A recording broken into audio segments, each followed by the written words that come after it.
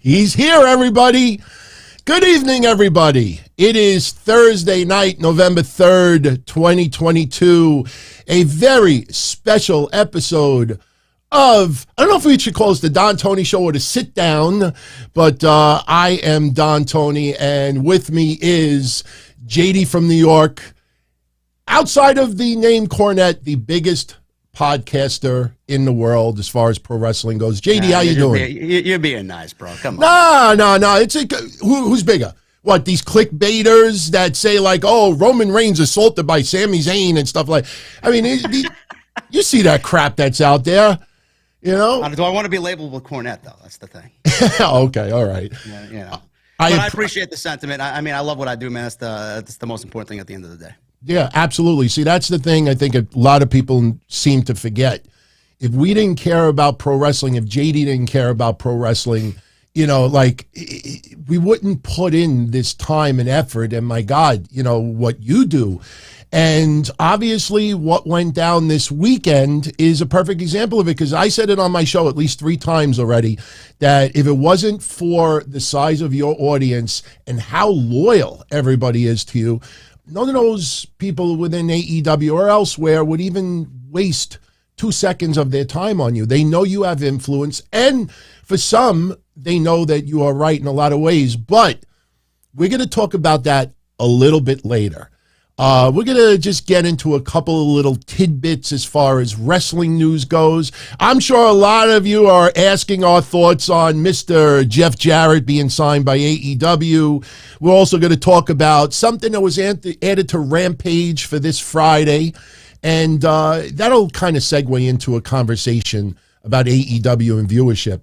But before anything, this Saturday is WWE Crown Jewel. And after Raw went off the air, the next day, they added a title match. And the title match, not Seth Rollins versus Mustafa Ali, which I think we all expected to go down in Saudi Arabia, but no, they added this. Alexa Bliss and Asuka defending the Tag Team Championships against Io Sky and Dakota Kai. I almost forgot her name. What's your immediate thought when you see that? I thought the main event was good on Monday. I think there's a little bit too much of a priority on the Tag Team Championships. Not a big fan of the Tag Team Championships. I think it could be done better, or I would have dropped them completely. That's just me.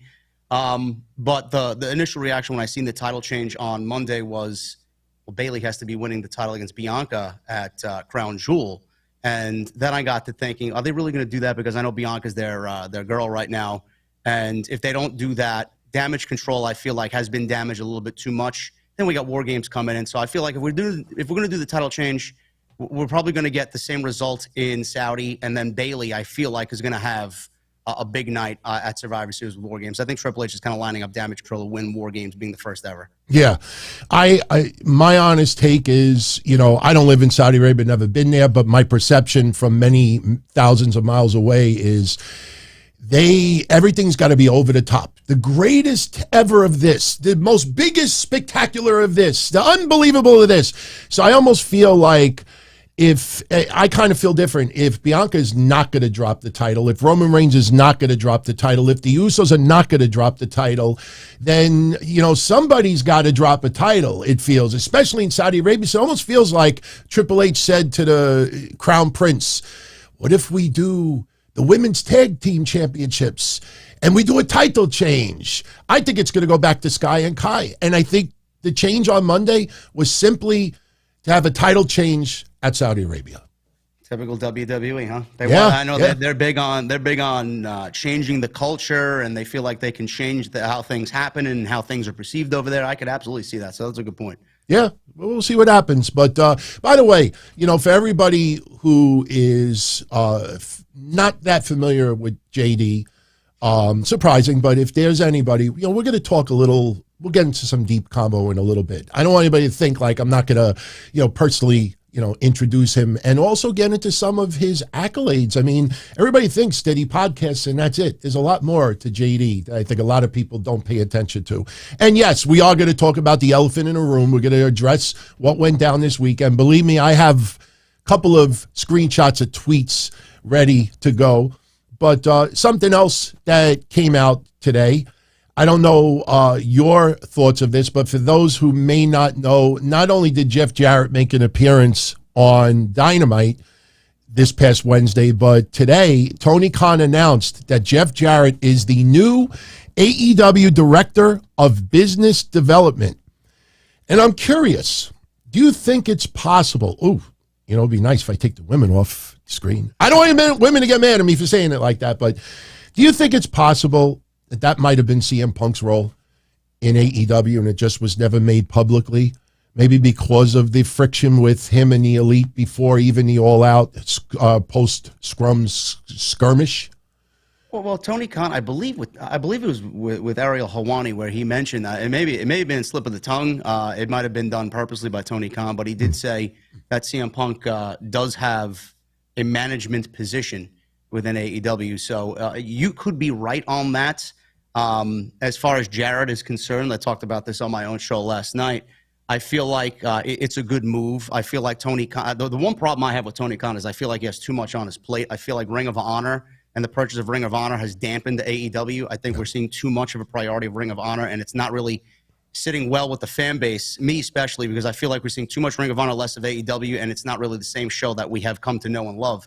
And I feel like with Jeff Jarrett there, that adds another problem to the equation. I feel like they have used their legends exceptionally. Don't get me wrong. Sting has been used absolutely brilliantly, and guys like Jake Roberts when he was there was used brilliantly when he was feuding with Cody. But I feel like with Jeff Jarrett coming in, it's just another 50, 60-year-old guy on TV where he found time for Jeff Jarrett, but he doesn't have time for, Ricky Starks or time for somebody else that's not currently being used that the fans want to see on television, the reason why we came to love AEW. Another thing about Jeff Jarrett, I feel like, he ran TNA. He was in that whole midst of TNA, and they were a big deal when he was there.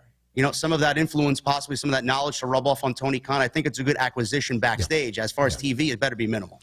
Right. And exactly. And the way it came off yesterday, I almost felt like maybe Jarrett's televised role, obviously Sting has a history there, and Jeff Jarrett doing what he did to Darby, why would he do it to Darby if you think about it?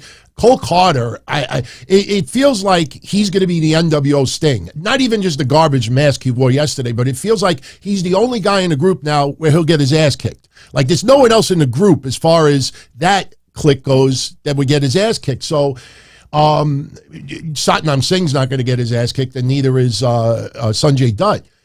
But it almost feels like maybe Jarrett right now's role, maybe it leads to part of a tag team retirement match involving Muta.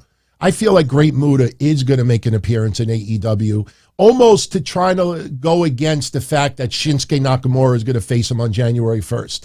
I think we may see Jeff Jarrett and Jay Lethal, not against Ric Flair and somebody else, but it may be against Darby Allin and Sting, or maybe Sting and Muta, or maybe Darby.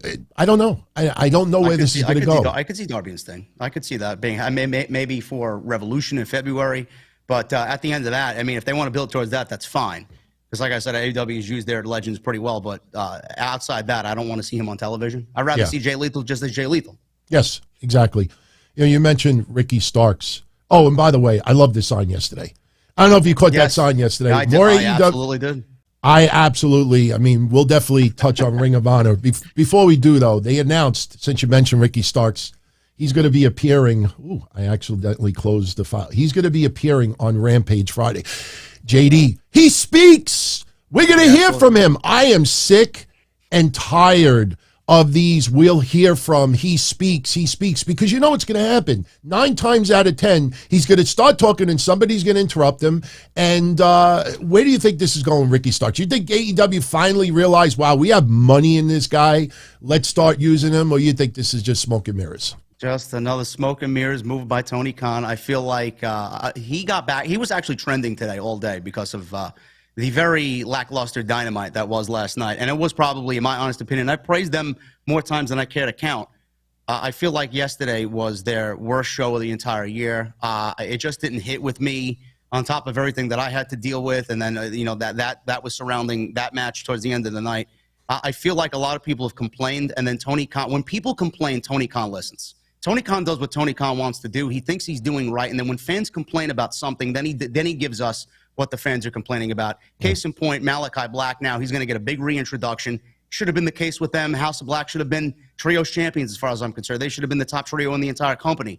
Never mind anybody else. Now they're going to come and do a redo, and I feel like, and I said this yesterday on my show, is it going to be genuine enough because of how great they are? Or is it going to be something that you fucked up on and now you're going to make do and make it right? And how genuine is that going to be? Same thing with Ricky Starks. Fans complain, where's Ricky? Where's Will Hobbs? We want to see talent like that. And now he's all of a sudden, we'll hear from Ricky. What is he going to talk about? There's 3 weeks before pay-per-view. Who are you feuding with? You're going to feud going into the pay-per-view for 3 weeks? And if you get a pay-per-view match, it's going to be inconsequential. That's the only reason why I feel Hobbs has been out the last 8 days, 9 days. Full Gear is coming up. And once Full Gear is over with, okay, back to YouTube TV. That's what it feels like. In the last 3 years, I mean, I'm sure if we thought long enough, we probably could come up with something. But in the last 3+ years, is there anybody out there in AEW that you feel has, been misused, heavily complained by the fans, and then Tony Khan had a change of heart and decided to finally start pushing that person? I don't think it's that case. I think he's hired and brought in too many talents that he doesn't know what to do with them. Yeah. I feel like Malachi should have made an immediate impact coming in. He was going to be a huge breakout guy in WWE, and how they dropped the ball with him, and then it made him a leader of a faction with Brody King, who's absolutely fierce looking, incredible looking. Buddy Matthews is one of the most underrated talents on the planet. Never mind AEW and WWE, but that's easy. Andrade, they messed up with. How do you mess? I get Andrade, and the language barrier is not really his strong suit, but I mean, all you have to do is follow the same recipe that WWE. They give him a female manager. There's so many women out there that you can bring on in of Latina descent to pair with him to make him stand out like Zelina did, and they didn't go about it. They put him with fucking Private Party. They put him with wasn't Bruce. Vicky with him for a very brief moment in the beginning? Yes. Well, that then. Well, then Chavo was with him. I mean, Ric Flair would have been great because there's a family tie in there. But Rick did what he did, and Tony didn't want to touch Ric Flair because of the Dark Side of the Ring stuff. I get it, but I would say Andrade is at the top of my list to be quite honest with you. Ricky Starks is there as well. Miro. Everybody. Where's Miro? You find time for Jeff Jarrett, but where is Miro? Miro is a main event guy that everybody's been asking for, and his wife is like, well, Tony Khan's got his favorites. That's why he's not on the show. Yeah, thanks a lot. Yeah, exactly. By the way, we got to give a special shout out to Jason Salamonster. He is in the house tonight. Jason, I'm sorry that the name is cut off. I actually was trying to do like a lot of last minute tweaks for the show. In fact, you know what? I'd be very disrespectful if I didn't fix Jason's name. There you go. Takes 2 seconds. I know it's not so professional, but it's about respect. Much love, Jason. Hope you're doing well, my friend. Hope everybody's doing well tonight. This is a fun night. I've been looking forward to this for a very long time. I know there's this perception out there that JD and I butt heads, and I play into it as well. There's some things that we agree on, and there's some topics that we disagree on. But the one thing, and look, we didn't rehearse anything. We didn't discuss anything in advance. We know what topics we're going to get into tonight, plus your chat and super chat stuff. But one thing I think everybody will be left with this show is when we do disagree, when we do have a debate, even if it gets a little bit intense, that's a lost art these days. Having conversation and being on two totally different sides of the aisle, black, white, Republican, Democrat, maybe not that deep. This is pro wrestling. But we can disagree on stuff. And after the show is over, salute. And that's the thing. You don't take it personal, man. No. And I see what's going on online, and it's awful. And I guess, you know what? Let's talk about the elephant in the room, if you don't mind, JD. First of all, this man is, by next year, going to exceed 200,000 subscribers on YouTube. That's not, fake subscribers. Look at his numbers. And a lot of people don't realize also that JD is also on Pro Wrestling TV, as basically you took away my number one spot, you prick. But he's on Pro Wrestling. Great team of guys over there, by the way. Oh, yeah, they're awesome, man. Shout out to Brandon Blackburn and everybody else. Beautiful guys, man. Awesome. But JD is on Pro Wrestling TV, kicking ass. You know, not only that, JD is also on Blue Wire, as I shout out to Blue Wire. Awesome guys. I was talking to Tyler today. And, you know, so when you realize his influence on YouTube, imagine if there was no audio only versions. Imagine if there was no pro wrestling TV. Imagine if there was no other outlets, and think how much bigger that would be on YouTube. So I want people to realize, you know, his followership is much bigger than people realize. And that is a threat to people within wrestling. And I've always said that words matter, but it's not just words. It's basically what people do, you know, amongst adversity. And something went down this weekend that I thought was awful, disgusting, and it showed that the internet wrestling community, all these people online that think they're higher than thou, that you are vulgar and you are this and you are that. But meanwhile, the shit that these regular folk wanted happened to you is 10 times worse of their perception of you. And the worst part about it, and I'll give JD the floor in a second, was it all started because of this. AEW last week plugged Jade Cargill versus Marina Shafir. Now, I do know that JD has said a boatload of positive shit about Jade Cargill and her future.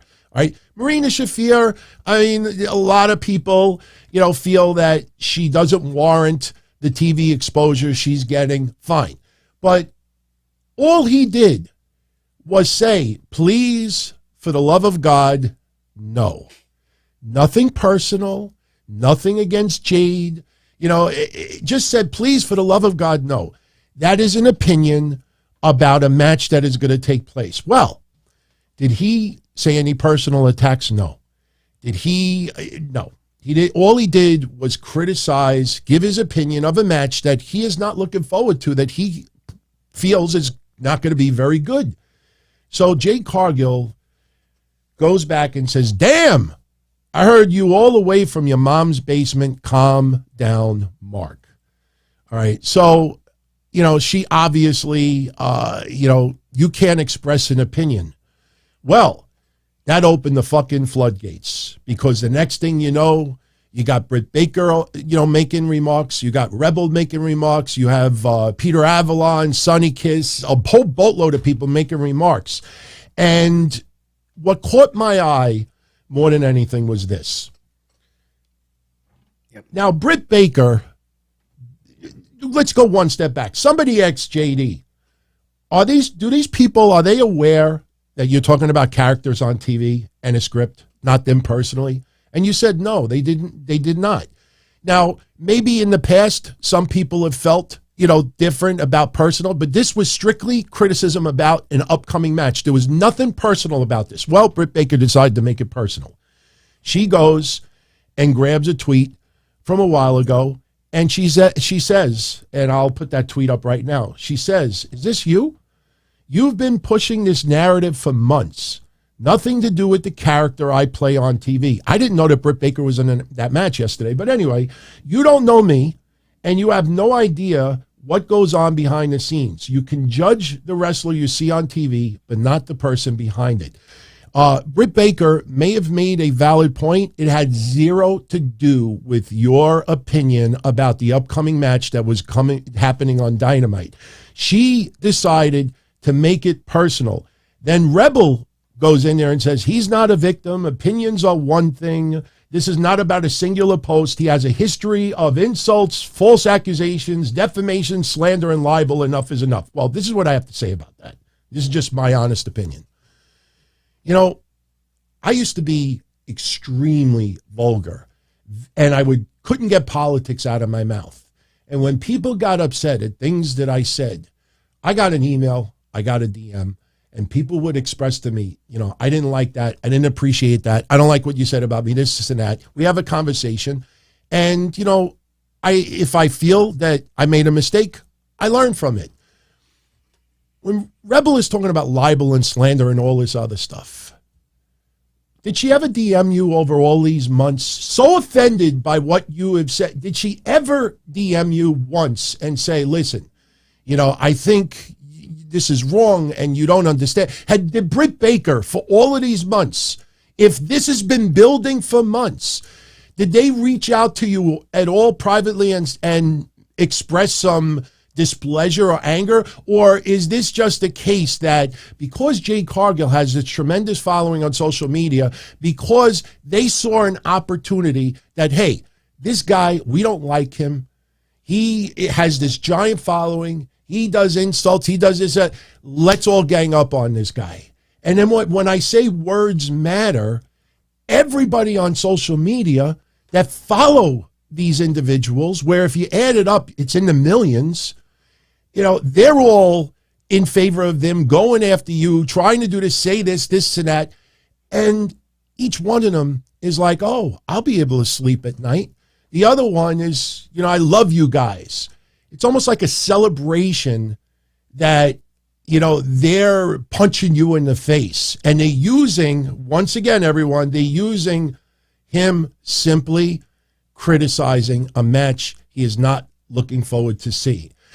This was an opinion. People used an opinion that they didn't like and decided to take all of this monumental shit that they claim has been bothering them and use that as ammunition to try to cancel you out.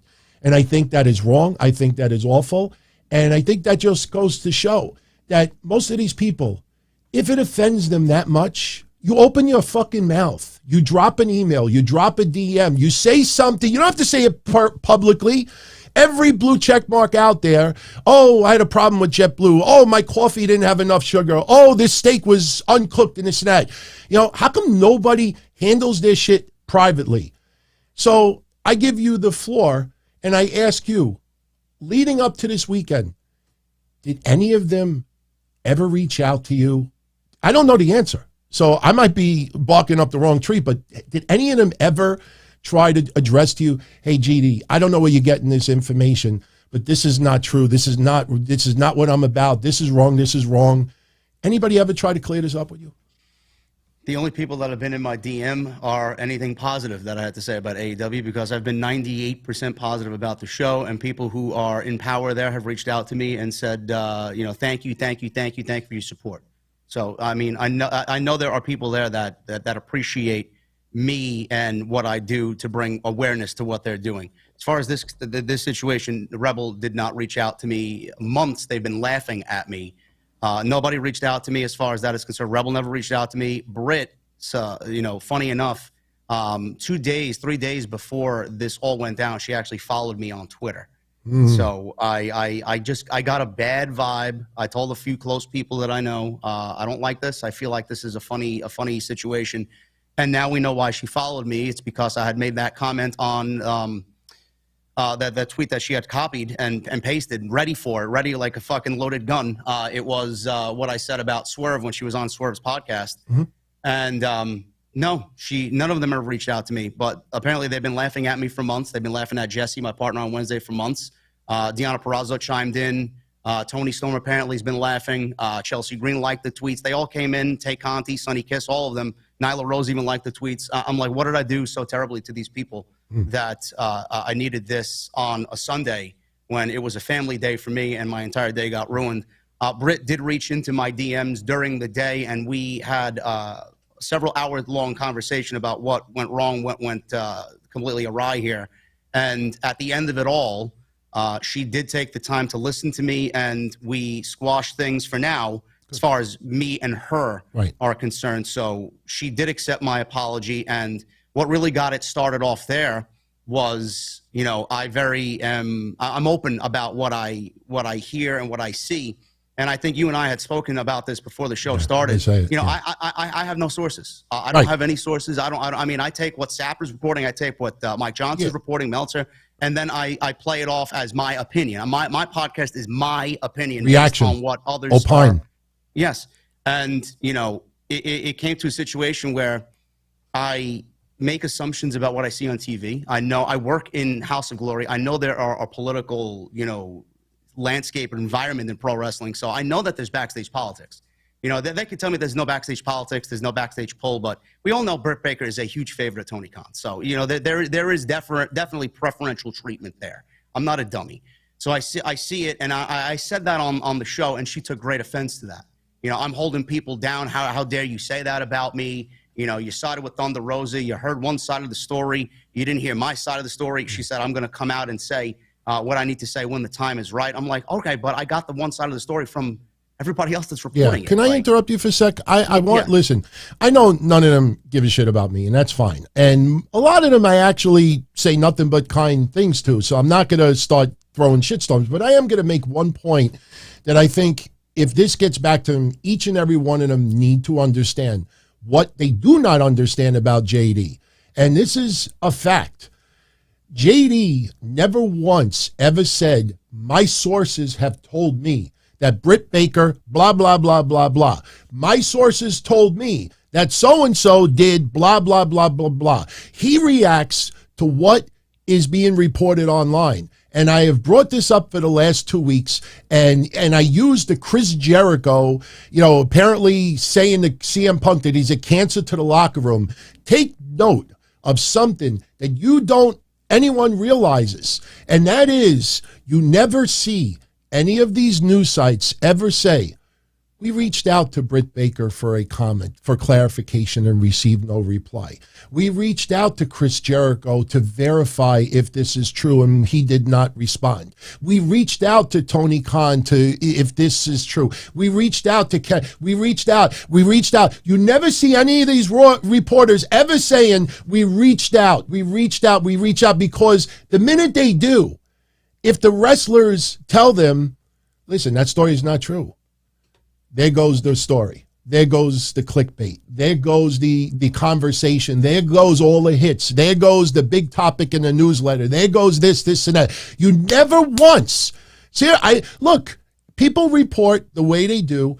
If they get the business, if they get the followers, if they get the views, good for them. And I really mean that. But I want Britt Baker and everybody else to understand that never once did this guy ever say, my sources tell me that Britt Baker did this. Britt, did you contact those news sites and say, why are you reporting this shit? Why are you putting this out there? Now I got this guy, JD, with 200,000 people, hearing his opinion about this. And this story is wrong in the first place. If she doesn't want to make it public, why don't you reach out to the reporters privately and say, why are you writing this garbage? If they didn't write this garbage, JD would not be talking about this garbage. That's the thing that pisses me off about this more than anything. And what pisses me off about it even further is some of these wrestlers understand, and I know I'm going to say this. I'm just going to say this quick, and I'll give you back the floor. I'm sick and tired. And look, I'm 53 years old. I went to VPW wrestling school for 9 months in my early 40s, and I failed miserably.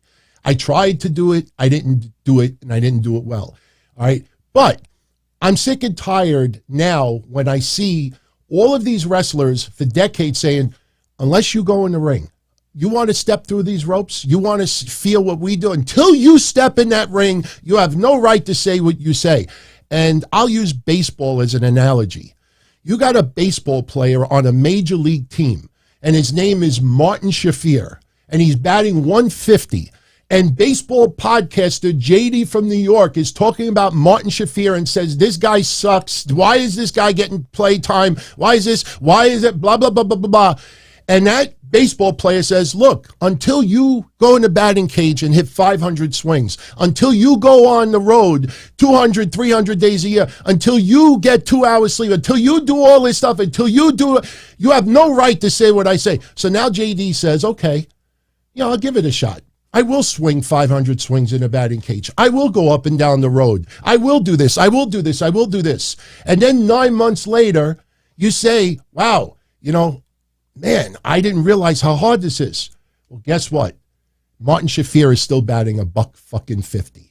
And every wrestler that uses that out, that until you step in these ropes, you have no right to say what you say. Okay, he steps into the ropes. Is that going to make Marina Shafir any better? Is that going to make any wrestler any better? That is the out, because it is so, it's been said for decades. And listen, I want to make this clear. I have actually defended Marina Shafir a hell of a lot here. Anybody that's a regular on my shows know that I actually root for her, and I say that she's working her ass off and trying. Does she warrant that TV time? That could be up for question. I did not question the match. I just wasn't interested in it. So, and I even said that this whole weekend, I thought Marine Shafir showed a lot of class by not saying a word. Water off a duck's back. Because at the end of the day, no matter what JD has said in the past, his views and everything, understand, instead of getting mad, at the person sending the message, why don't you get mad at the newspaper that's reporting it in the first place? It's funny you use the baseball analogy. I said this on my show last night. The Yankees fans, how many people were at Yankee Stadium during that ALCS and they got swept 4-0 and they lost the final game at home?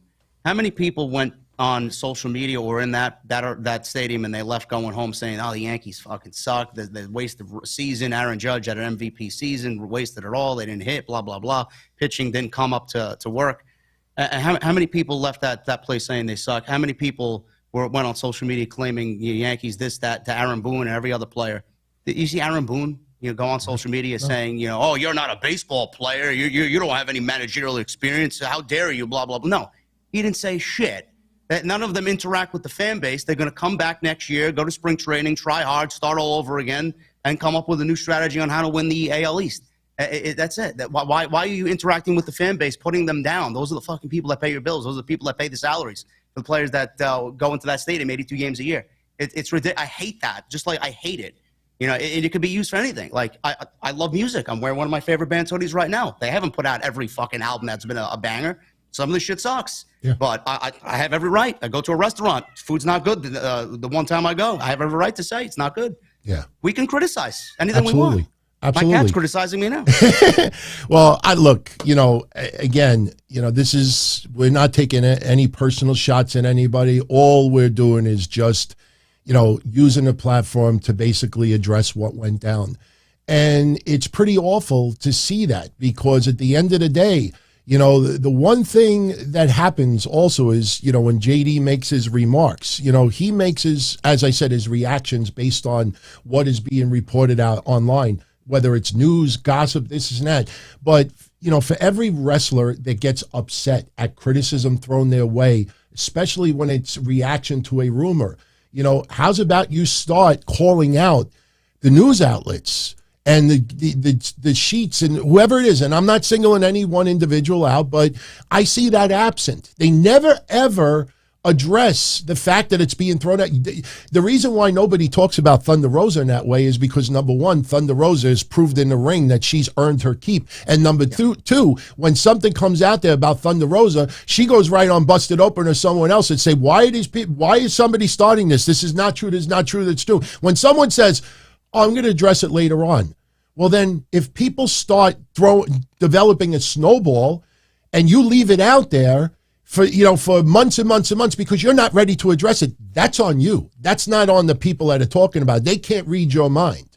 So it kind of sounds like there is a problem right now. She'll address it when she's not there anymore, and then it's not going to harm her career or her standing in the company. That's the way I feel about it. That's why she said what she said. But the one part that really got me, the part that got me genuinely sad is not even what Britt Baker made it all about herself, which I thought was a dirty tactic. We went from not liking a match to Britt Baker making it all about herself. So they attacked me in a weakened state, and they saw the floodgates were open, and they all kind of just jumped on me like a pack of hyenas. But the part that got me sad was Rebel was basically claiming, on top of what Jade already said. Jade says, I live in my mother's basement. I can't do a pull-up, pretty much body shaming me, which I'm not a fat guy by any means. So she's claiming that I live in my mother's basement. She can buy my podcast, blah, blah, blah. And then Rebel says, I've been making disparaging comments about the women. Where? In AEW, I've only praised and wanted best for that division. So she was claiming I was a sexist, and then she said that I was making disparaging comments about the men.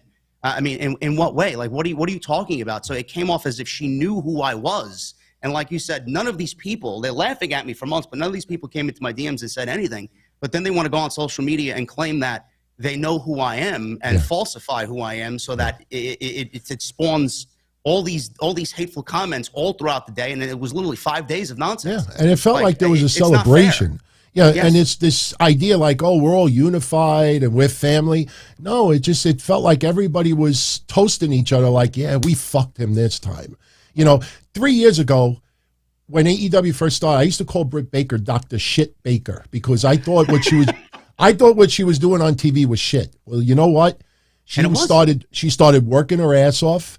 You could tell Adam Cole was really, really helping her. She would, go from the dentist's office to the school and work. And I did nothing but praise her for the year and a half afterwards, and have said repeatedly that she is improved tremendously. I haven't used that phrase in 2.5 years because 2.5 years ago, the wrestler, I thought, what I can't see what other people are seeing. 2.5 years later, I feel totally different about it. And so when people want to pull up a tweet from 2 years ago, 3 years, 4 years ago, understand that people do change their views over time. And maybe a couple of years ago, you looked at someone in a very negative way, but years later, you look at them in a very positive way.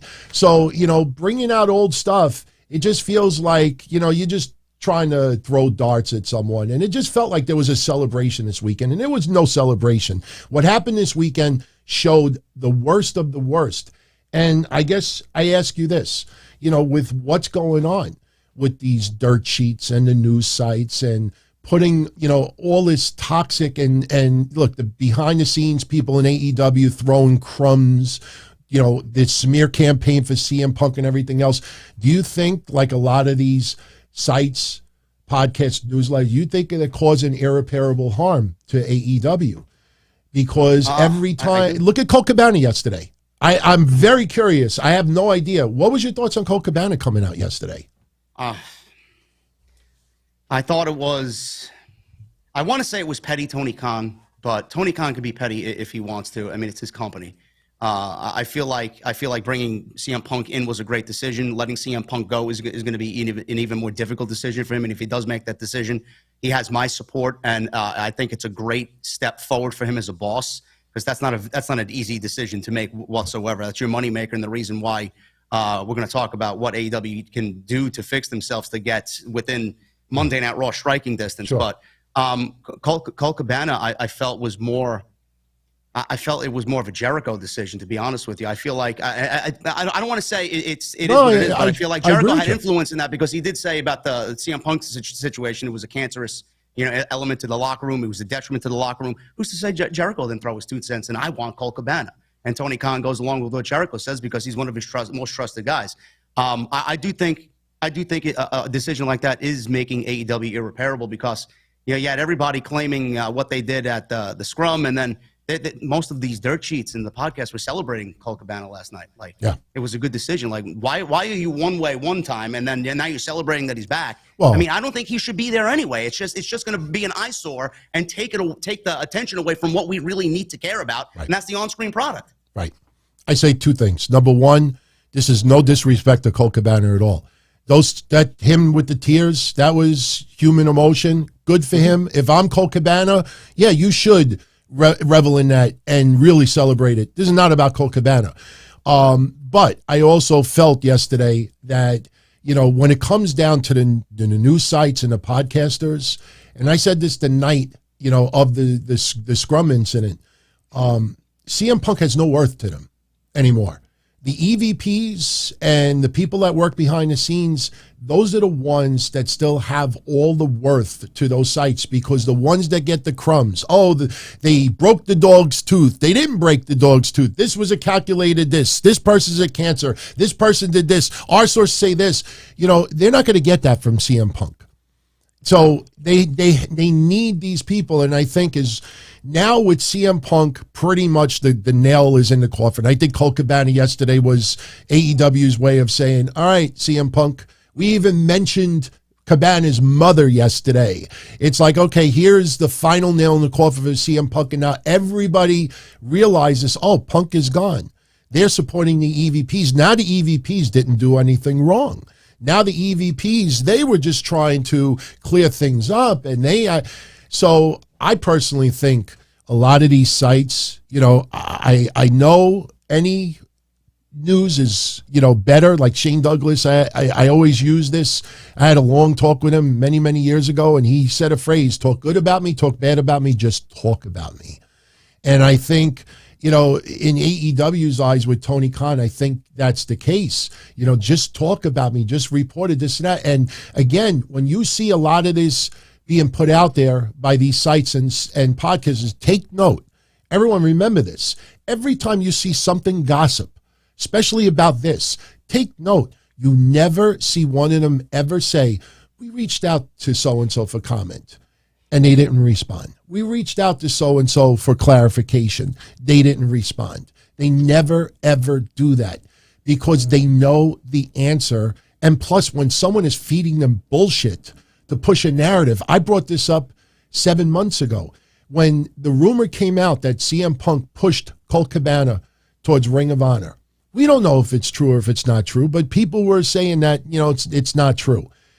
Colt Cabana never once went public on any of his trillions of podcasts and ever said, listen, guys, I appreciate all the support. I love you guys, you know, but, you know, AEW, we're a family. You know, maybe CM Punk and I don't talk to each other, but CM Punk does his thing and I do my thing, and we all want AEW to be the best company in the world. No, he let it sit there for 7 months.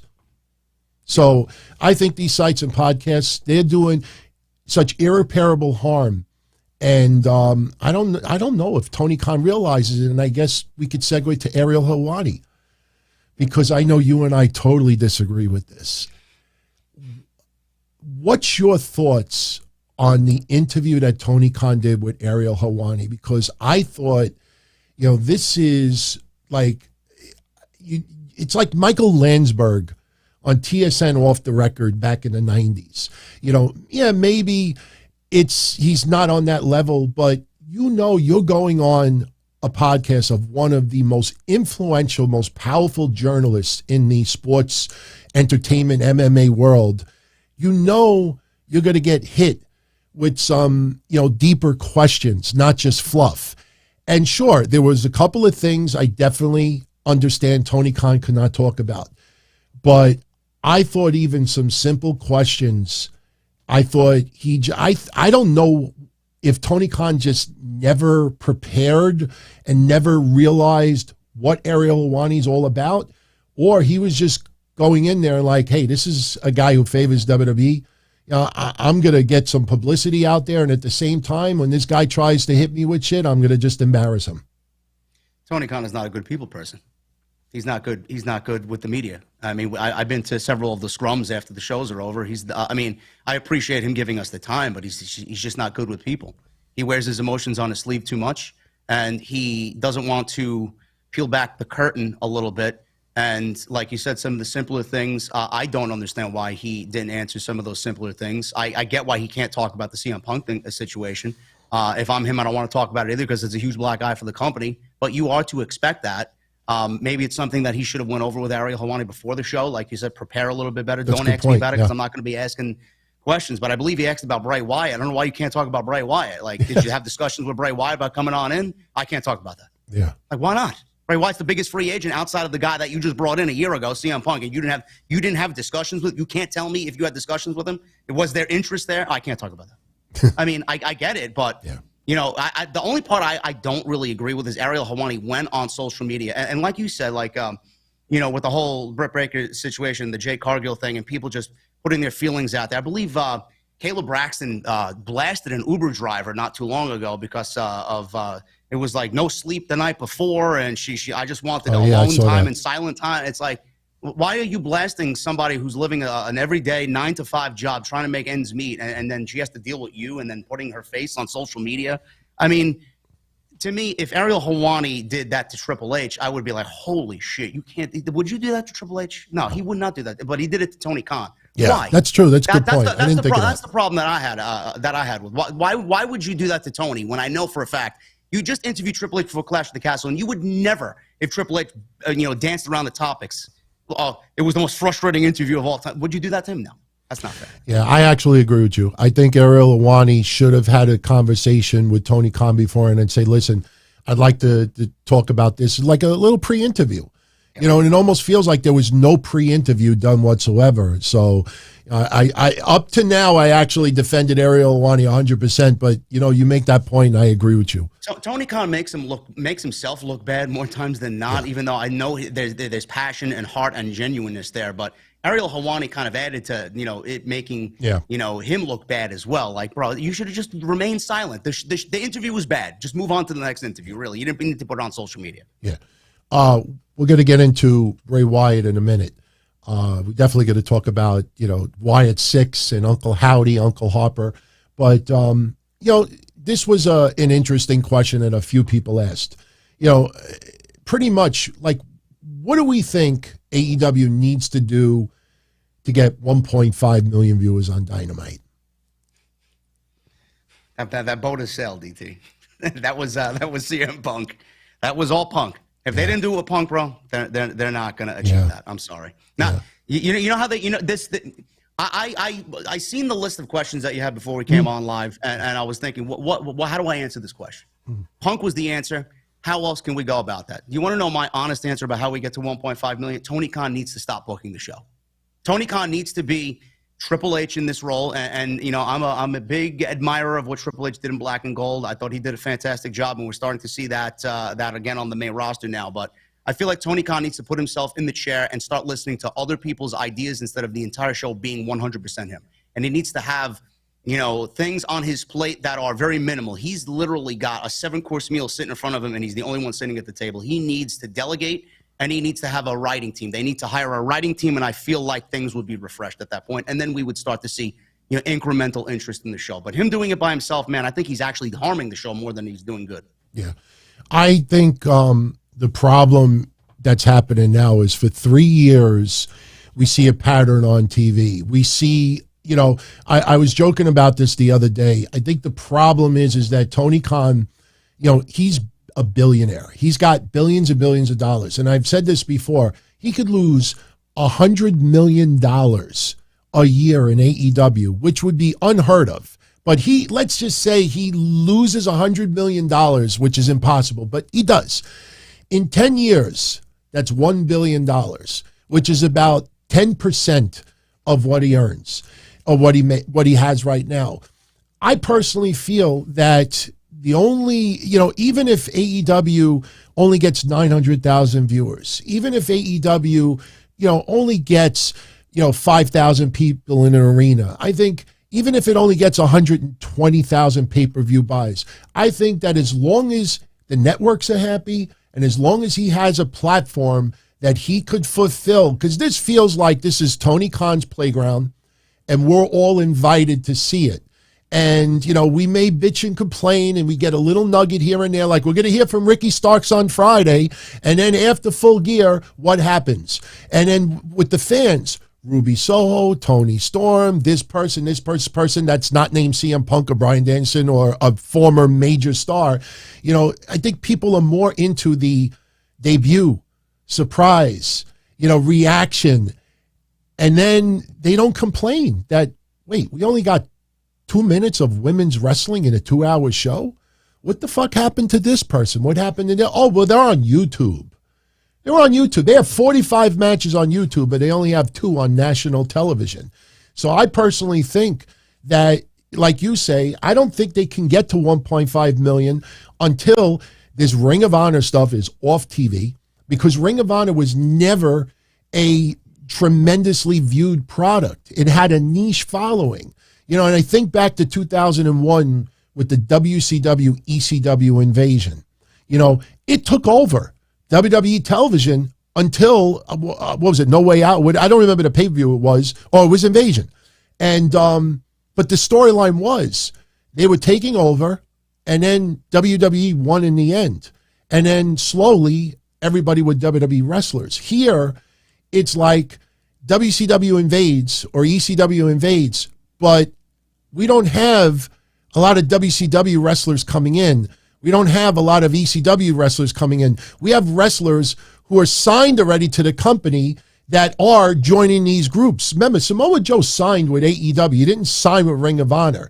And plus, you can't even have the Briscoes on TV. So this Ring of Honor. They have Mike Tyson. They have Mike Tyson on Rampage, but they can't have the Briscoes on TV. Let me tell you something. You know, you said you were talking about earlier with AEW, like trying to get to Raw levels. You know, there was the World Series yesterday. I think they did 911,000 viewers. Yep. NXT on Tuesday did, what did they do? I think they did 671, somewhere around six. Around that, yeah. You know, that's only 240,000. Dynamite was only 240,000 viewers more than NXT. And they both had World Series games. So Friday is Rampage. There's no World Series game Friday. What happens when Rampage's rating comes back and you got Iron Mike and you got Shibata and you have some other big names on Friday and it still does 500,000 viewers? Not even that. 450.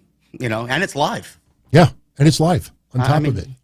Yeah, it's Ring of Honor Rampage, DT. It's not AEW Rampage. I mean, they don't book Rampage. That's another one of their problems. They don't book Rampage like they should. It should realistically be its B show. It should be Dynamite is their Monday Night Raw flagship, and then Rampage should be their SmackDown.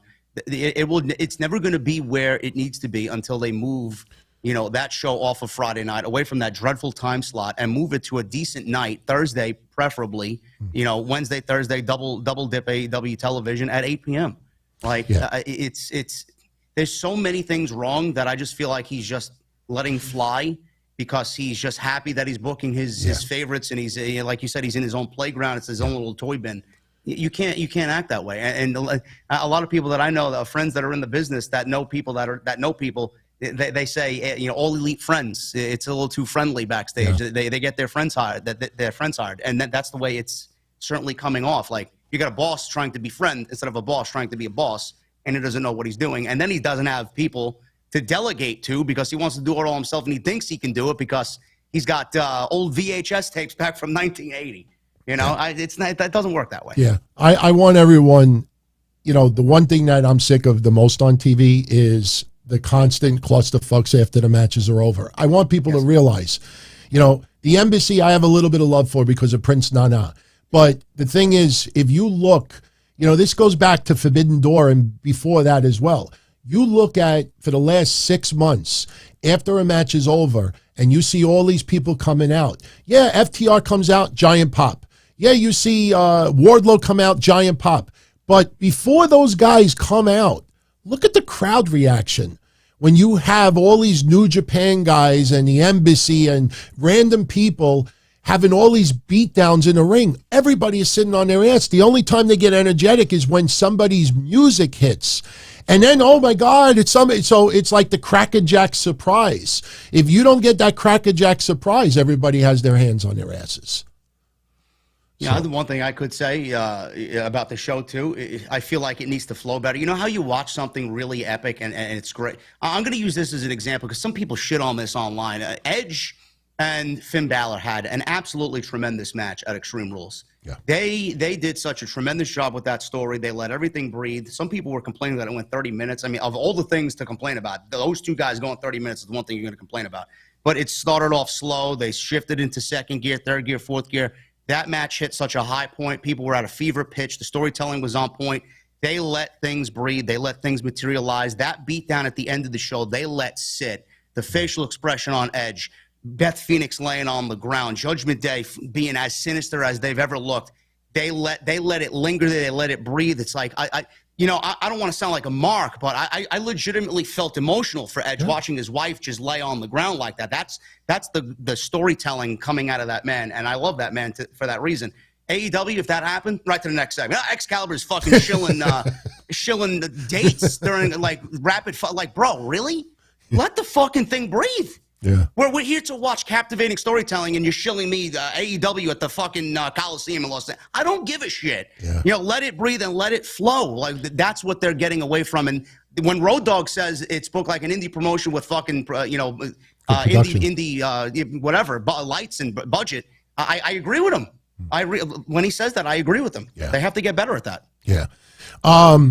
We're going to talk about Bray Wyatt in a moment, but we have so many super chats that came in. We want to definitely get up to date a little bit, so we're just going to do these in random order.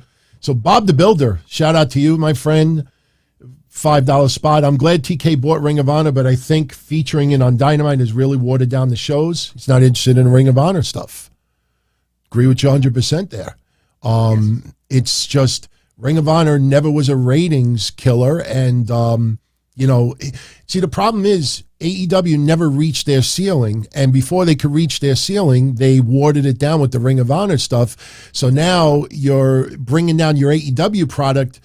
And even if you do elevate your Ring of Honor, you're bringing down your AEW product. If you elevate your Ring of Honor product, you're not going to get it to 1 million viewers level. So I'm very curious to see what Samoa Joe and Brian Cage did in the main event yesterday. But Chris Cutrer about the Twitter drama last week with JD.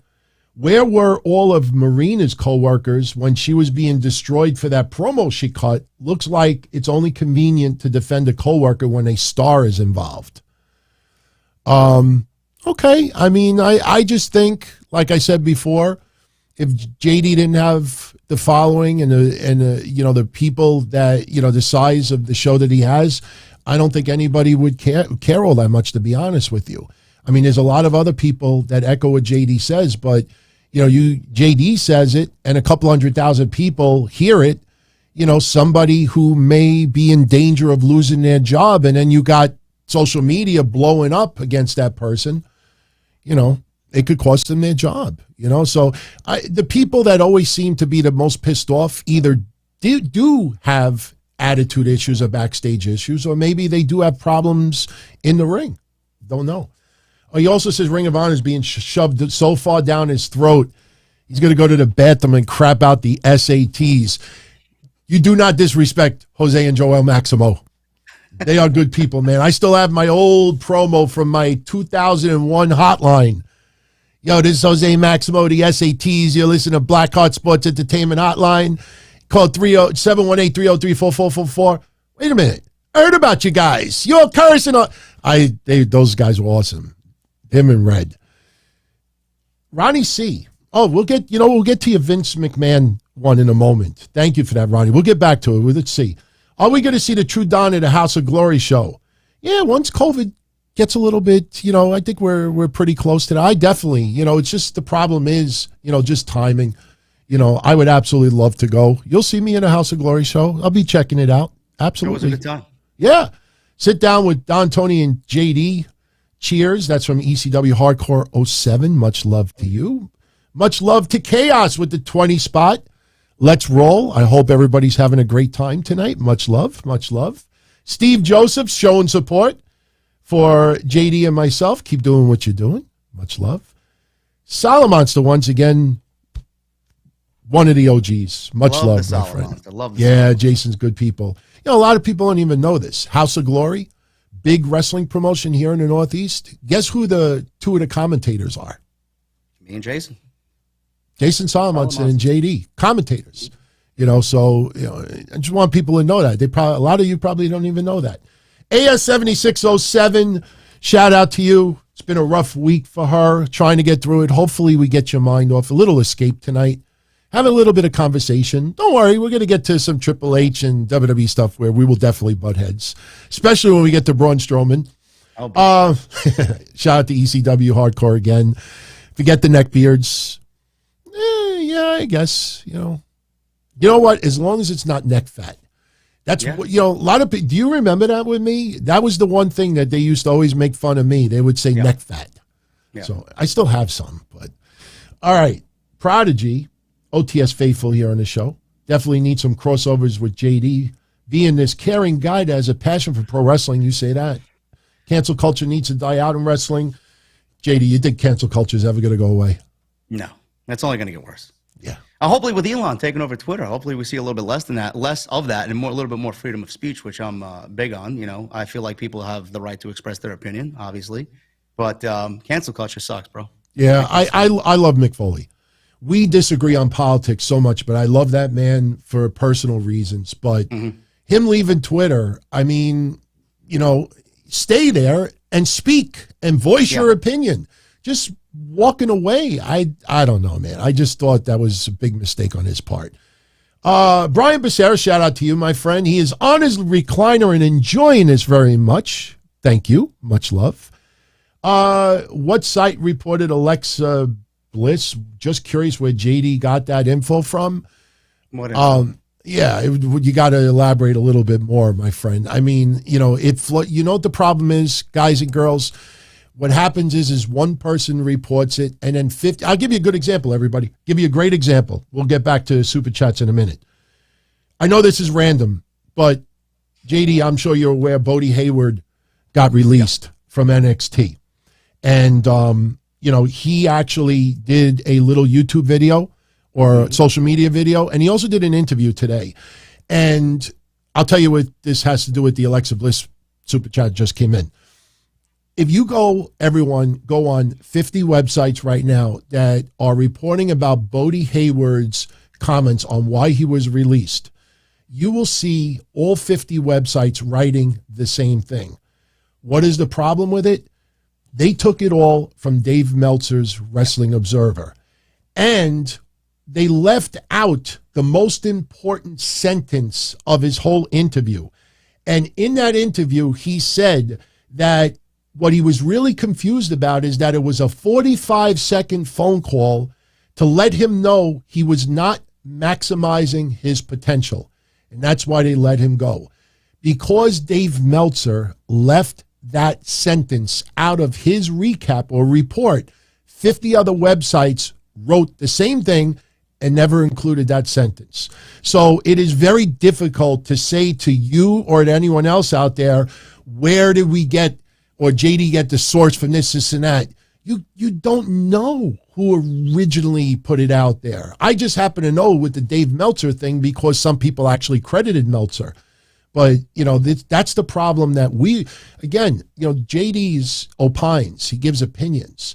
But, you know, if you're upset at the topics he's talking about, then maybe you confront the sites that are actually putting it out there for us to discuss. And nobody does that. You know, they just don't like the fact that he has such a big audience that he does. So, all right, couple of more super chats, and then we will get into some WWE conversation. All right, much love again. Tommy Brannigan, it would help if Tony Khan didn't have Ring of Honor on Dynamite and Rampage every week. I think we all agree there. Steve Escalante, shout out to both of us. Much love, Steve, I hope you're having a great night tonight. Also, Craig Brown with the 10 spot. Love both of you guys. Thank you so much for that, my friend. Cheers to JD and myself. That's from Chris Elliott, 1989. Thinking I'm having Public Enemy vibes right now. Fight the power. Hey, Don Tony, I'm one of JD's regular viewers. Just subscribe to your channel. Be checking out your stuff. And, you know, I want to make a point. You know, everyone is welcome to comment tonight. I disabled the subscribers only thing because this was not about trying to get hits and views and subs and this and that. This was about two guys, especially someone who I call a friend, you know, to have a conversation, maybe a little debate and discussion. And I wanted everyone to feel, no, you don't have to subscribe. No, you don't have to do this. I just want everybody to have a great time. That's why we're doing this. And I know some people out there may not be used to the better vibes and stuff like that, but, you know, that's why we're doing this. Magician Sapphire, the sooner Ring of Honor gets their own shows, the better some things will get for AEW. Also agrees Tony Khan needs to give up the book, create a booking team. JD, do you think Ring of Honor really is going to get a TV deal? Yes. I think my prediction, I could be wrong on this. I think when we get Final Battle, I think there's a possible imminent announcement at Final Battle, and I do think that I certainly hope so. January 2023 is when we see a Ring of Honor TV show. Where it's going to be, I don't know, but the sooner the Ring of Honor brand gets a TV show, the better, because I think it really is hampering, you know, AEW Dynamite. Okay, no, I appreciate that. Me personally, I look at it on the business side of it. Like, unless they add an extra hour to to a TV live show, a TV taping or something, I can't see them doing specific house shows just for Ring of Honor. I feel like, because who's going to do the production for that? Who's going to handle all of the behind the scenes stuff? It feels like, you know, if they do a Dynamite show, they may have to do an hour just for Ring of Honor. If they do a Rampage taping, then they got to add an hour for Ring of Honor. If they do that, then I could see it. But, yeah, look, you know, at the end of the day, you know, anybody that's involved in AEW that may see this, anybody in wrestling period that sees this, if you don't like me or if you don't like JD, understand something. And I mean this sincerely. At the end of the day, we just want to be entertained. We love pro wrestling. Pro wrestling has been I've always said this. Vince McMahon, other than my dad, Vince McMahon is the second guy that, other than my brother also, third longest person in my life, third longest guy in my life. I grew up on pro wrestling. We love pro wrestling. We want to be entertained. We will never leave, being a fan of pro wrestling. And, that's what people need to understand at the end of the day.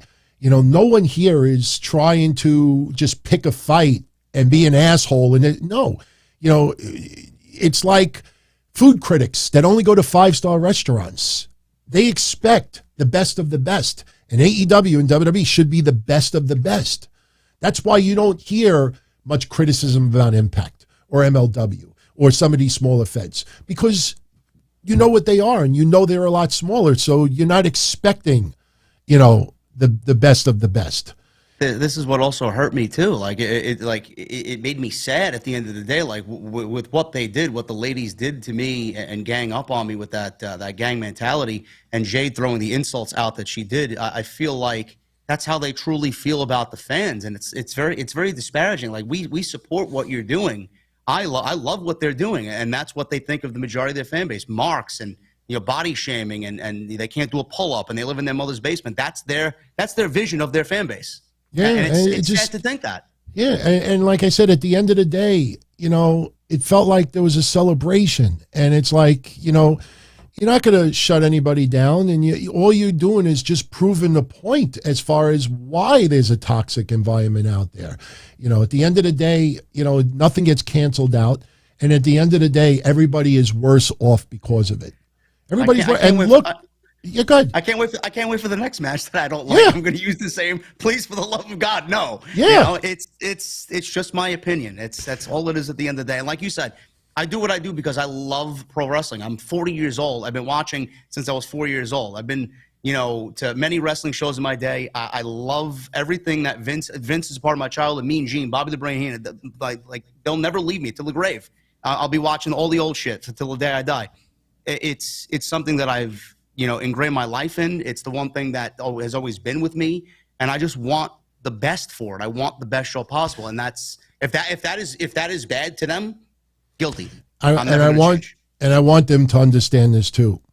The reason why his channel is so big, Jason Solomonster is so big, and a lot of others are so big, is because regular fans that are tuning into this right now, or even on social media, they can relate to JD or myself in a smaller scale or others better than they can relate to somebody who is in that company, because they feel pressured that if, God forbid, they criticize one of those wrestlers, they may gang up on you and call you a mark or call you this or call you that. How do you expect wrestling fans to where do they go to interact with somebody on a podcast or a video or something like that where they wanted to bounce back and forth their views?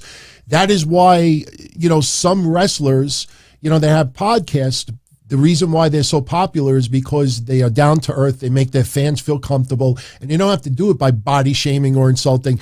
Any of those women, especially those women that said what they said this weekend, I ask you this.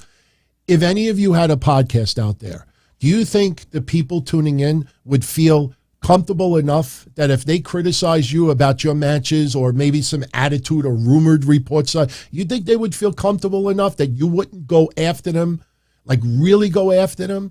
So a lot of people that tune into his show and others, JD show and others, that's because they feel comfortable that they can have a difference of opinion, that they can disagree about something. They don't have to worry about, the floodgates being opened up with all of these superstars uniting to try to cancel, because that's what it felt like to me. It felt like there was an attempt this weekend to embarrass him into silence.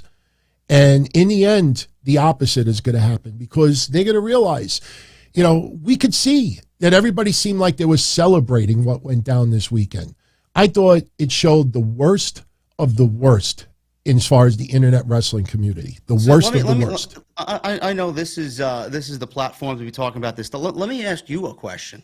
I want to see what your opinion is on this. With what we saw last night, as far as the match is concerned between Jade and Marina, why didn't they go out there and try to have a good match? Why did they give us what they gave us? Or do you think what they gave us was all planned, and then the hype on social media for the last 72 hours was just that, hype? Why didn't they go out and do more to try and prove me wrong? Because I think at the end of the day, the whole focus is about Nyla Rose versus Jade Cargill at Full Gear. And I think that what went down this week was going to be the plan no matter what.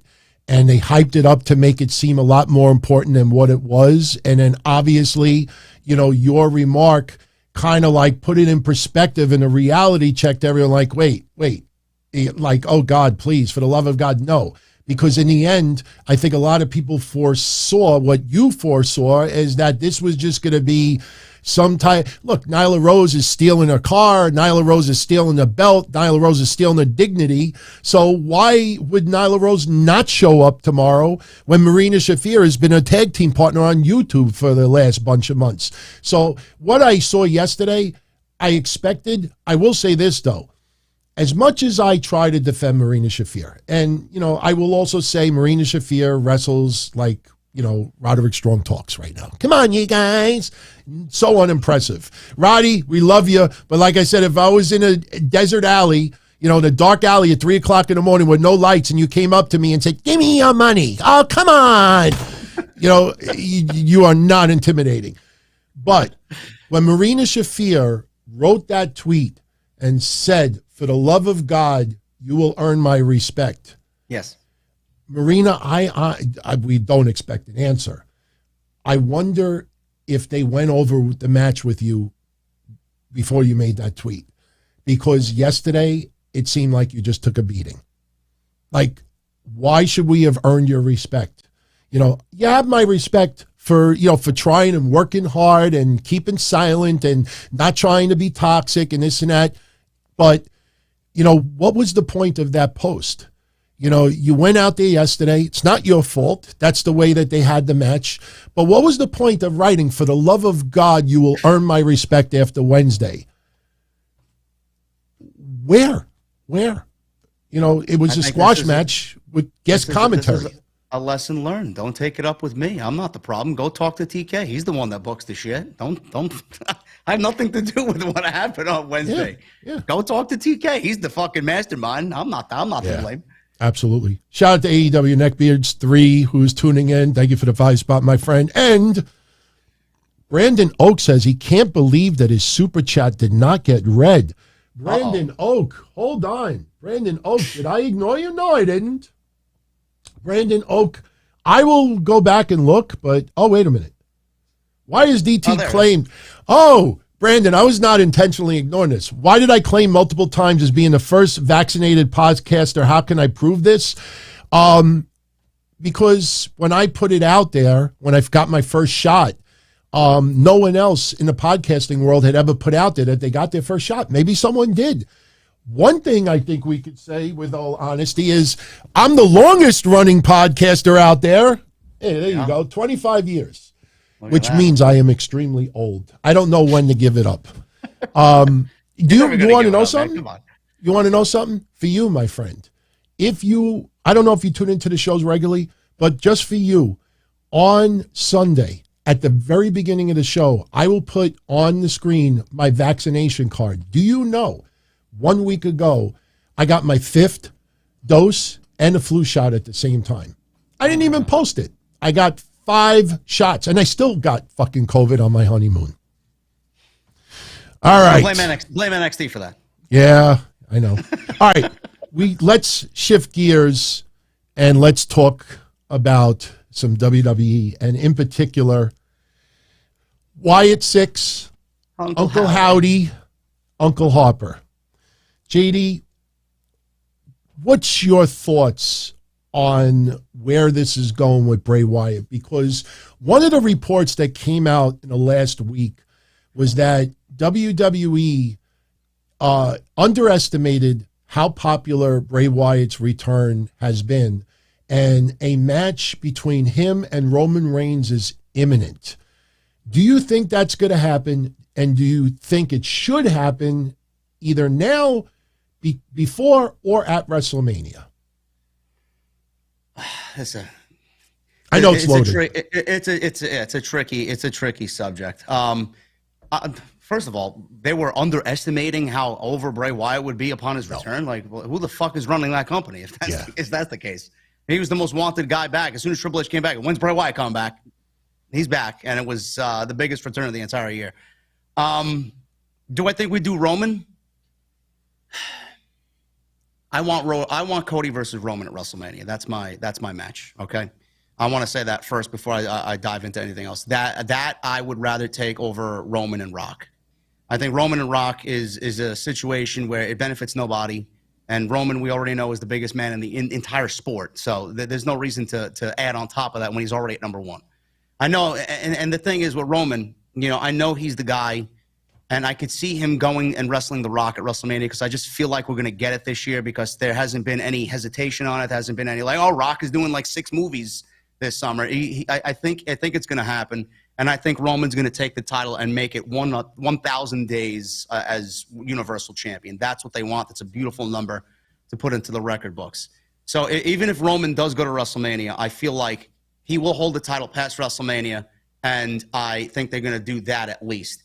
Now, with that being said, the draft is coming up. I believe we're going to have a draft on the Raw after WrestleMania because Triple H strategically did not do one this year, and I believe that's when it's going to happen. We asked Vince to do that, and now Triple H is going to give us that.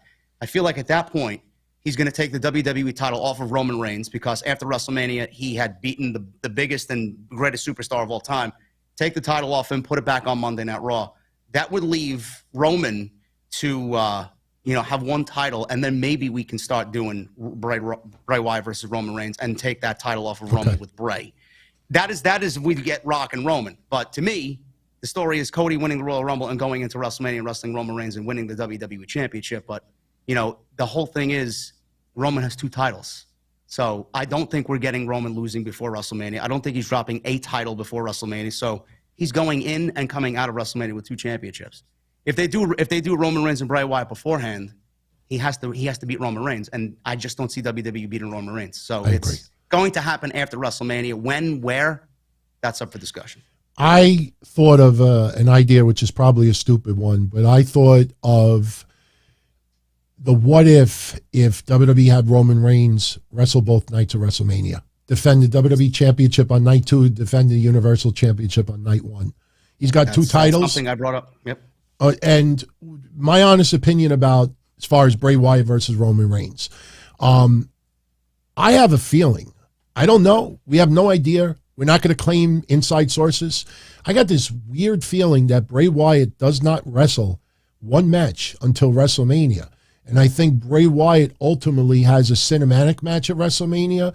And there is where we may get cameos from Bo Dallas and others and everything that people are saying. Just because Uncle Howdy is wearing an earring that is the same of what Bo Dallas used to be doesn't mean that Bo Dallas is under that mask. I know a lot of people said Barry Windham could be under that mask. I don't know if anybody's looked at pictures of Barry Windham in 2022. I would love to see Barry Windham, but Barry Windham, I can't see him going out there.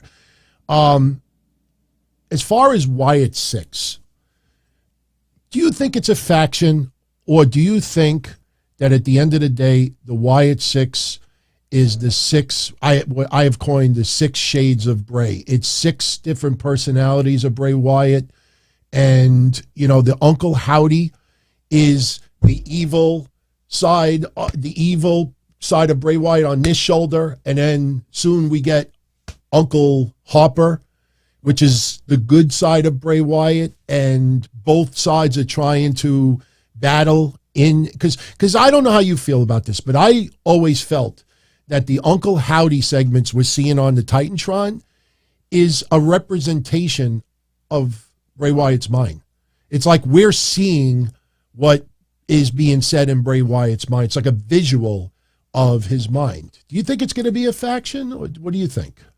Well, let's attack it from the top. Like, what are we going to do with a faction of 6 people in the WWE? There's not many factions. There's a ton of trios.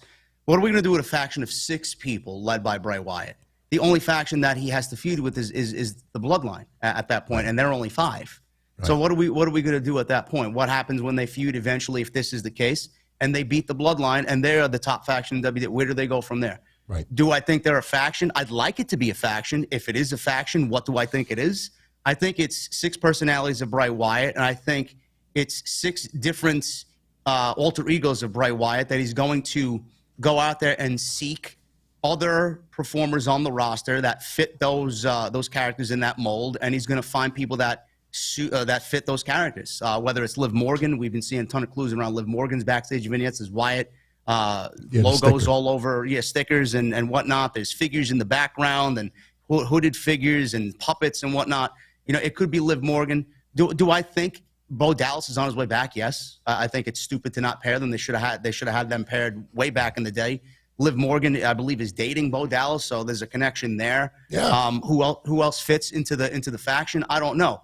But I do think that it's going to be 6 alter egos of Bray Wyatt that we're going to see played out with these characters under masks, and he's going to find people to fill out those human forms, like we saw at Extreme Rules with all the figures standing in the crowd. I think he's going to find people to fill out those figures on TV.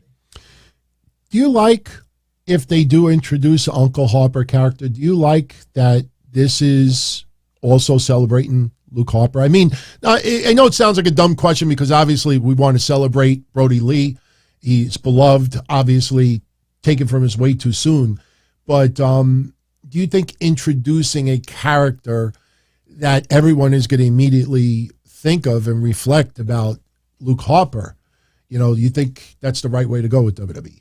Yes, especially for Bray. I think Bray's going to have a lot of say in this. And one of the reasons why Bray was out, from what we read and what we know about the reports that came out, he suffered severe depression, which I think Vince kind of manipulated and turned it and weaved it into, he's difficult to work with, or he's gained weight, his body's not where we want it to be. I mean, you can't tell anybody how to grieve over somebody, losing a lifelong companion like that in Brody to Bray Wyatt. So if he wants to grieve and he wants to put on weight, let him go and do that. That's his grieving process. You can't tell him how to feel in that certain situation. So bringing him and living with that on TV as far as his legacy is concerned, I think that's something that Wyatt or Wyndham wants to do, and I have no problem with that whatsoever. I just hate the fact that Vince made it, and demonized Bray about, it being wrong and him grieving that way and going through depression. Let the fucking man go through depression. I hated that story. I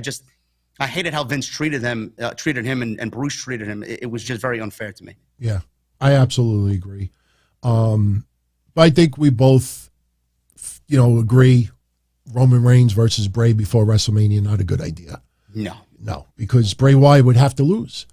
I mean, and I don't think anybody wants a disqualification or a no contest or anything like that. So, but hopefully I think we can take good.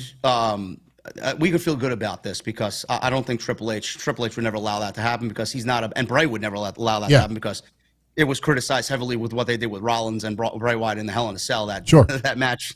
They're not going to go and repeat that same mistake again. So I think we're in good hands with Triple H. He's not going to allow that to happen. Speaking of Triple H, he has brought back a lot of Vince McMahon's releases. We have Hit Row back on TV, Karrion Kross, Braun Strowman, and Dakota Kai, Io Shirai, excuse me, a little parched. We got this very generous super chat earlier. I guess is a nice way to segue into the conversation, if I could pull it up over here. This is from Ronnie C. Of all the Vince releases Triple H has brought back, who do we think has worked the best so far, and who do we think has worked the least? What do you think has been the best so far and the least? It's a tough question. I love Johnny Gargano. I'm a big Johnny Gargano guy. I loved literally everything he did in NXT. Normally, people would say, it's got to be Johnny Gargano because JD's a Johnny Gargano mark. The answer may surprise you, actually. I would actually say the best return so far and the return that's been handled the best has been Braun Strowman. Ooh. That's a good one, man. It's been Braun. And listen, I've been very critical of Braun. I may not like what I've heard or read about Braun in the dirt sheets about how he's handled things and the things he said before the pandemic and how he's treated me with the whole Alexa Bliss situation and made comments about me online. Yeah. But I think Triple H has handled him brilliantly. I think less is more with him. He's gotten little to no mic time, and you know, he speaks in sound bites, which is great. Crowd absolutely loves him. I adored the match that he had with Otis. I thought that was fantastic stuff. And, you know, if they keep doing that, I know they've run the gambit with Braun Strowman. They've literally done everything you could do with him, but somehow he still feels fresh on TV. Yeah. And I don't think they've done wrong with him so far, and they're keeping it very minimal, which I appreciate. Okay. What do you think has been handled the worst so far? Or is not, you know, basically hasn't worked out as well? Because I think here we're going to disagree a little bit. I think it's a tie. I think it's a tie between Hit Row and Damage Control. Bastard. I think yeah.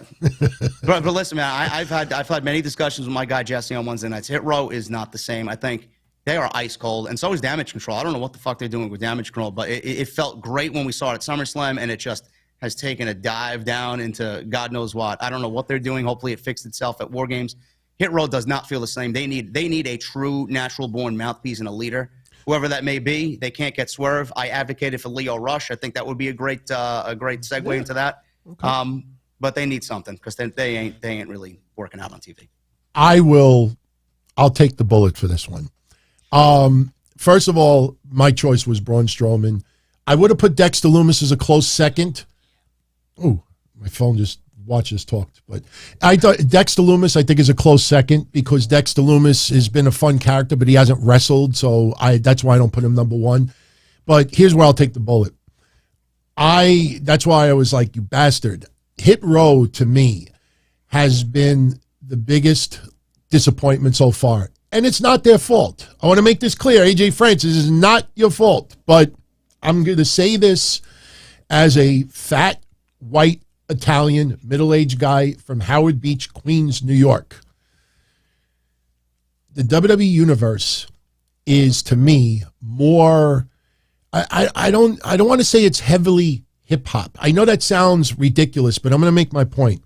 I think the problem with Hit Row so far is when they rap, it feels militant. It feels angry. You could be angry for being released. We were all angry as well because we thought that they should have had more of a chance. But Hit Row, and I'm not a big hip-hop guy. You know, I like old school stuff, you know, hip hop, the hip hop, you don't stop rocking. That's what I'm into. You know, throw your hands in the air and wave them like you just don't care. And if you like me right now with dirty underwear, everybody say, oh yeah. Hit Row on TV, when I watch B-Fab say what she says and I hear the rap, it sounds militant, angry, you know, and I know it's not intended that way. But I personally think the WWE Universe, especially with a group like Hit Row, especially since they just came back, putting them with the Street Profits, putting them with Nakamura is not going to help them click with the fans. Because when they go back to their theme song and they rap, it feels militant and angry.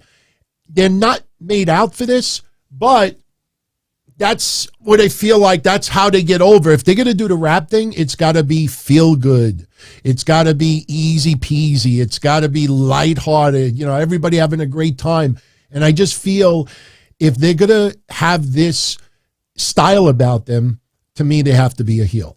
They have to be heels. Are you recommending Hit Row to go men on a mission type? No, I wouldn't go that far. I mean, you know, I wouldn't go that far, but it just like, I don't feel happy when I see them. I feel angry, like I want to punch someone in the mouth. You know, like you just, I don't know if anybody could understand that. I'm sure there's a lot of people that are not white right now, like, look at this white guy fucking about. No, but that's the perception I get. Like, they're supposed to be happy and, you know, AJ Francis, good for him, man. He doesn't have a long wrestling career and he's, you know, improving. But, you know, when I hear it and I see the style, it kind of clashes. Like, it just feels angry. And I think, you know, that's, I think, one of the problems. And look, I'm not saying this to trash them. I'm just giving an opinion. But I just feel like until they turn heel, or lighten up, change the music or something, I don't think this gets any better. There's a way to handle them and make them a little bit more presentable on TV. Like if Triple H is going to go out there and send AJ Francis to rap, and we know he can rap. Like, he's a very talented guy, and I've been hard on him too, and I've eased up on him a little bit, and he's been very good at what he's done in his return. He's been very impressive. If they want to present them the right way, maybe do a backstage or a vignette, a pre-taped shot vignette, where you can actually audibly hear them and the words that they're saying and hear the music behind them, instead of sending them out there with a live microphone and you hear this just indifference from the crowd. It doesn't really make them look good and feel good. Like, I know he does his thing on Twitter. He puts out rap videos and whatnot, rapping against his opponent. That's great. Now let's translate that into the show and a nice rap video style vignette where we can actually see them and hear them, say what they got to say, and then save the real promos for the show. Like, have them actually speak like normal human beings, and then save the good stuff for pre-tape segments or something like that. There's a presentation about them. I don't think they've gotten it right so far. What if R-Truth managed them? If he didn't get hurt, you think R-Truth could have gotten involved with them in some way? Too silly, right? Silly. A lot of people say Carmelo Hayes, but I think Carmelo Hayes is just way beyond that. And I think you'd be lowering Carmelo Hayes stock by putting them with Hit Row. I absolutely agree. All right. All right. So we answered the Triple H thing. Okay. CM Punk. He's pretty much done. I have said all along, I never thought that this was an investigation. I always thought that this was AEW trying to figure out how to legally deal with CM Punk. I think CM Punk going through the WWE lawsuits and Dr. Aman and Colt Cabana and everything else, I think that AEW was very, very nervous that CM Punk was going to contact every big lawyer possible and go after AEW in the worst way possible, especially the Elite. I don't think the Elite has expensive attorneys on their bankroll either. And I think the whole time it was, how do we get out of this CM Punk mess? And now it's obvious that this mess has pretty much been handled, and we're seeing the results of it the last 2 weeks. So now the buzz is, CM Punk and WWE. Do you think CM Punk and WWE should have that conversation and negotiate a possible return? And do you think he should return to WWE? Absolutely not. Really? Absolutely not. Absolutely not. Wow. I've been very vocal about this. I feel one of two reasons. One, CM Punk has vilified WWE for the last 8 years. The first thing that he did on his way into WWE, AEW rather, is talk about WWE, the first dance, in his promo. I mean, I know he got vilified for it by the likes of Booker T and several others that have pro wrestling podcasts. Why is he talking about WWE when he just made his return after 7-8 years? Because CM Punk still harbors ill will towards WWE. Now, if we've seen a great first year, and it was a great first year, to me, he has the greatest AEW feud of all time with MJF. Yeah. He has a great first year, 2 title reigns, injury prone, yes, but 2 title reigns, and it was on its way to being a memorable run for CM Punk and AEW. I feel like if Punk went back to WWE, literally everything that he has stood by and his wife has stood by, they would throw that all away for what? For a big paycheck that Triple H is going to promise them. How many matches in WWE is there, ready for CM Punk that you really want to see? He's going to throw everything that he said away, and his stock would be absolutely zero. His reputation would be zero. And additionally, with what CM Punk and the rumors say about him going back to WWE, is he really going to be a needle mover? I don't think he's going to be a needle mover. It'll be, 1 week, I see CM Punk is back, everybody's excited, and then it's going to go right back to what it was in AEW. It wasn't he wasn't even a difference maker ratings-wise for AEW. What makes you think he's going to be a ratings draw or a big needle mover for WWE? I just don't see it. I don't see it. What about the fact that Vince McMahon and Johnny Ace were big, were the ones that ran the show while CM Punk was there? Is there a possibility, because Vince and Johnny Ace are no longer in the picture publicly and creatively? Johnny Ace is gone completely, but Vince still a majority share owner. But now with Triple H at the helm and Nick Khan, does that maybe sway CM Punk in some way? I think so. I think Triple H is about building his own legacy, and if it's going to continue building Triple H's legacy, and Triple H has a lot to really prove, as well as from where he's sitting. He's got a lot to prove to a lot of people, and if bringing CM Punk back helps Triple H get to where he needs to get to prove Bruce and Vince wrong, because I know they ruined that man's legacy for the little bit that they did NXT 2.0. If it means bringing Punk in and building his legacy up to prove a lot of people wrong, I could see Triple H sitting down with him and putting bygones to the side and starting clean. And, again, it's all on Punk. I could see Triple H wanting Punk back and wanting to work with Punk. I think it would be disastrous if Punk wants to go to work for WWE, because there'll be no credibility on his end. That's the part that is really going to, stop me from caring about Punk and WWE.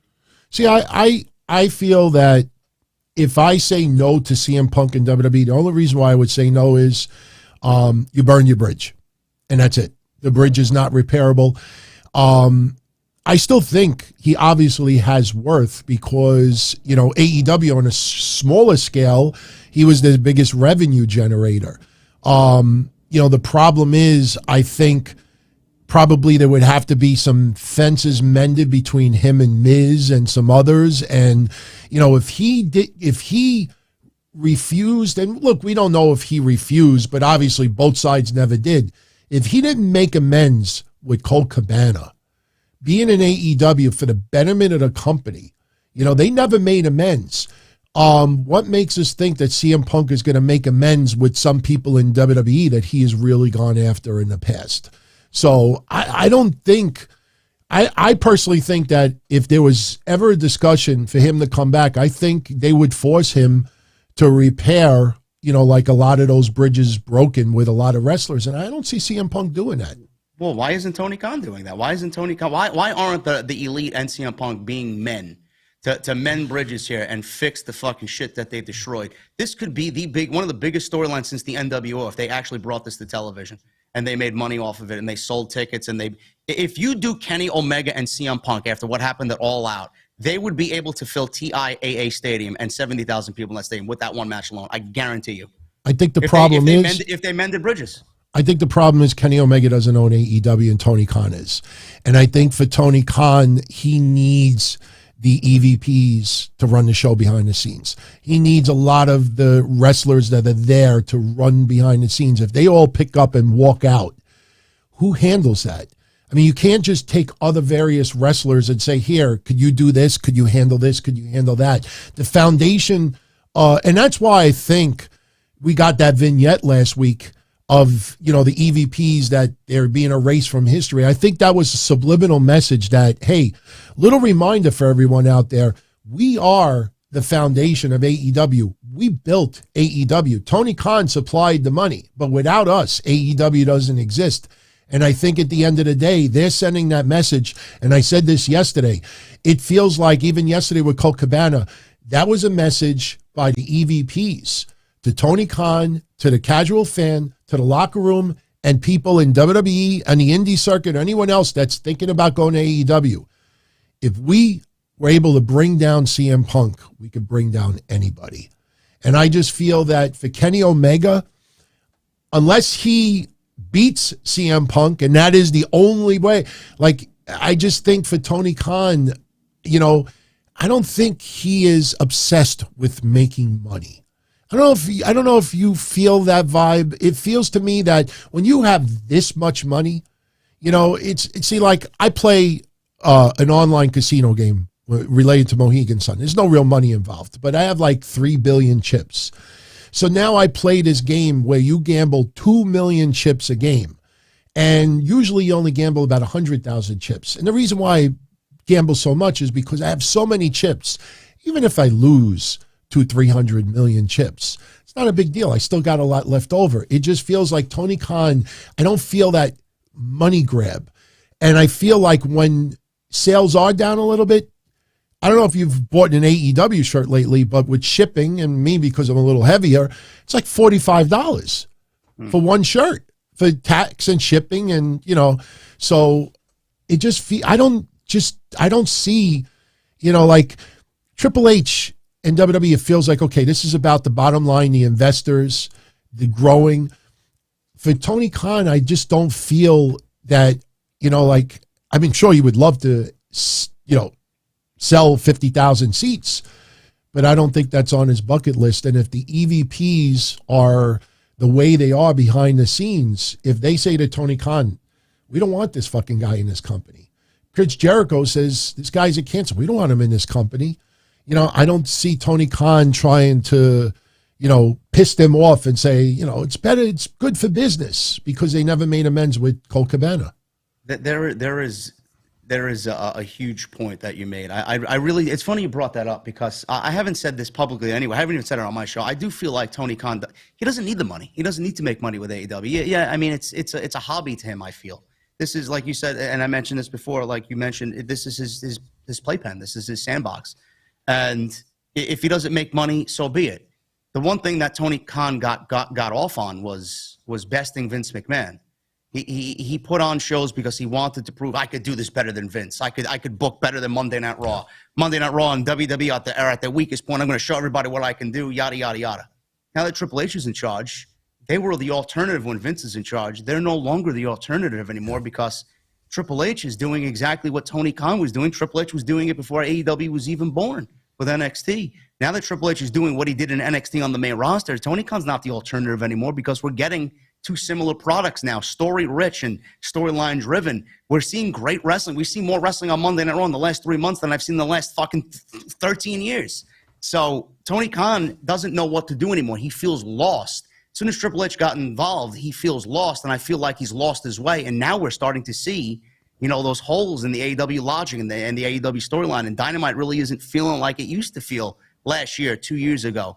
I feel like Triple H is really kind of, I don't want to say put the dagger in Tony Khan to a point where he's going to be immobile, but it's definitely, that knockout punch came and he doesn't know what the fuck to do now. Yeah, I always took note that when they had that meeting and then supposedly Tony Khan told Nick Khan and Stephanie to knock it off, I always took note that Triple H's name was not in that sentence. You know, they just focused only on Stephanie and Nick Khan, because don't dare criticize Triple H right now. Seems like he's rattled because of it. So Triple H is waiting to take that dagger and fucking kill Tony Khan. I'm telling you right now. For some reason, I feel like he blames Tony Khan for everything that happened to him. But I know it's not that shouldn't be the case. At the end of the day, with what went down with the EVPs and CM Punk, whose side do you tend to agree with? Or are both fucked up? Does Punk have valid criticisms? I mean, I've seen it firsthand. Does he work with fucking children? Yeah, the AEW women's locker room showed that they're fucking children. Punk had some valid criticisms. I'm not going to say that Punk is completely wrong in what he said. But I do think everybody deserves equal blame. The one I do blame the most is Tony Khan. Yeah, I blame Tony Khan for it because he's not a real leader. Yeah. And I was kind of disappointed in Tony Khan the way he handled it. If he actually diffused some of the situations leading up to that with Paige and with CM Punk in the promo, when Paige went out there and cut that promo on CM Punk, and then CM Punk broke his foot and it went away, first thing he does was come back and blast Adam Page off the script, really, to say something that wasn't even a part of his match with Jon Moxley. Why would you go and do that? The first thing that Tony Khan should have did was take Adam Page and CM Punk to the back and talk about it. Like, guys, what the fuck are you doing? This is not what I intended you guys to go out there and do. Diffuse the situation, then he let it fester. Then Punk comes back and he says what he says about Adam Page and gives him the receipt. Tony Khan should be like, Phil, what the fuck are you doing? That's not what we're talking about going into the pay-per-view with Jon Moxley. Why did you do that? Reprimand him there, stop it. He let it fester. We got to All Out, forget about it. It was just like pus bleeding everywhere, and it was infected by that point to a point where there was no cure. Think he's a little too starstruck at times? Yeah. We appreciate Tony Khan. I mean, I love his genuine nature. I do. I feel like him being a fan is a great thing for the business. Absolutely.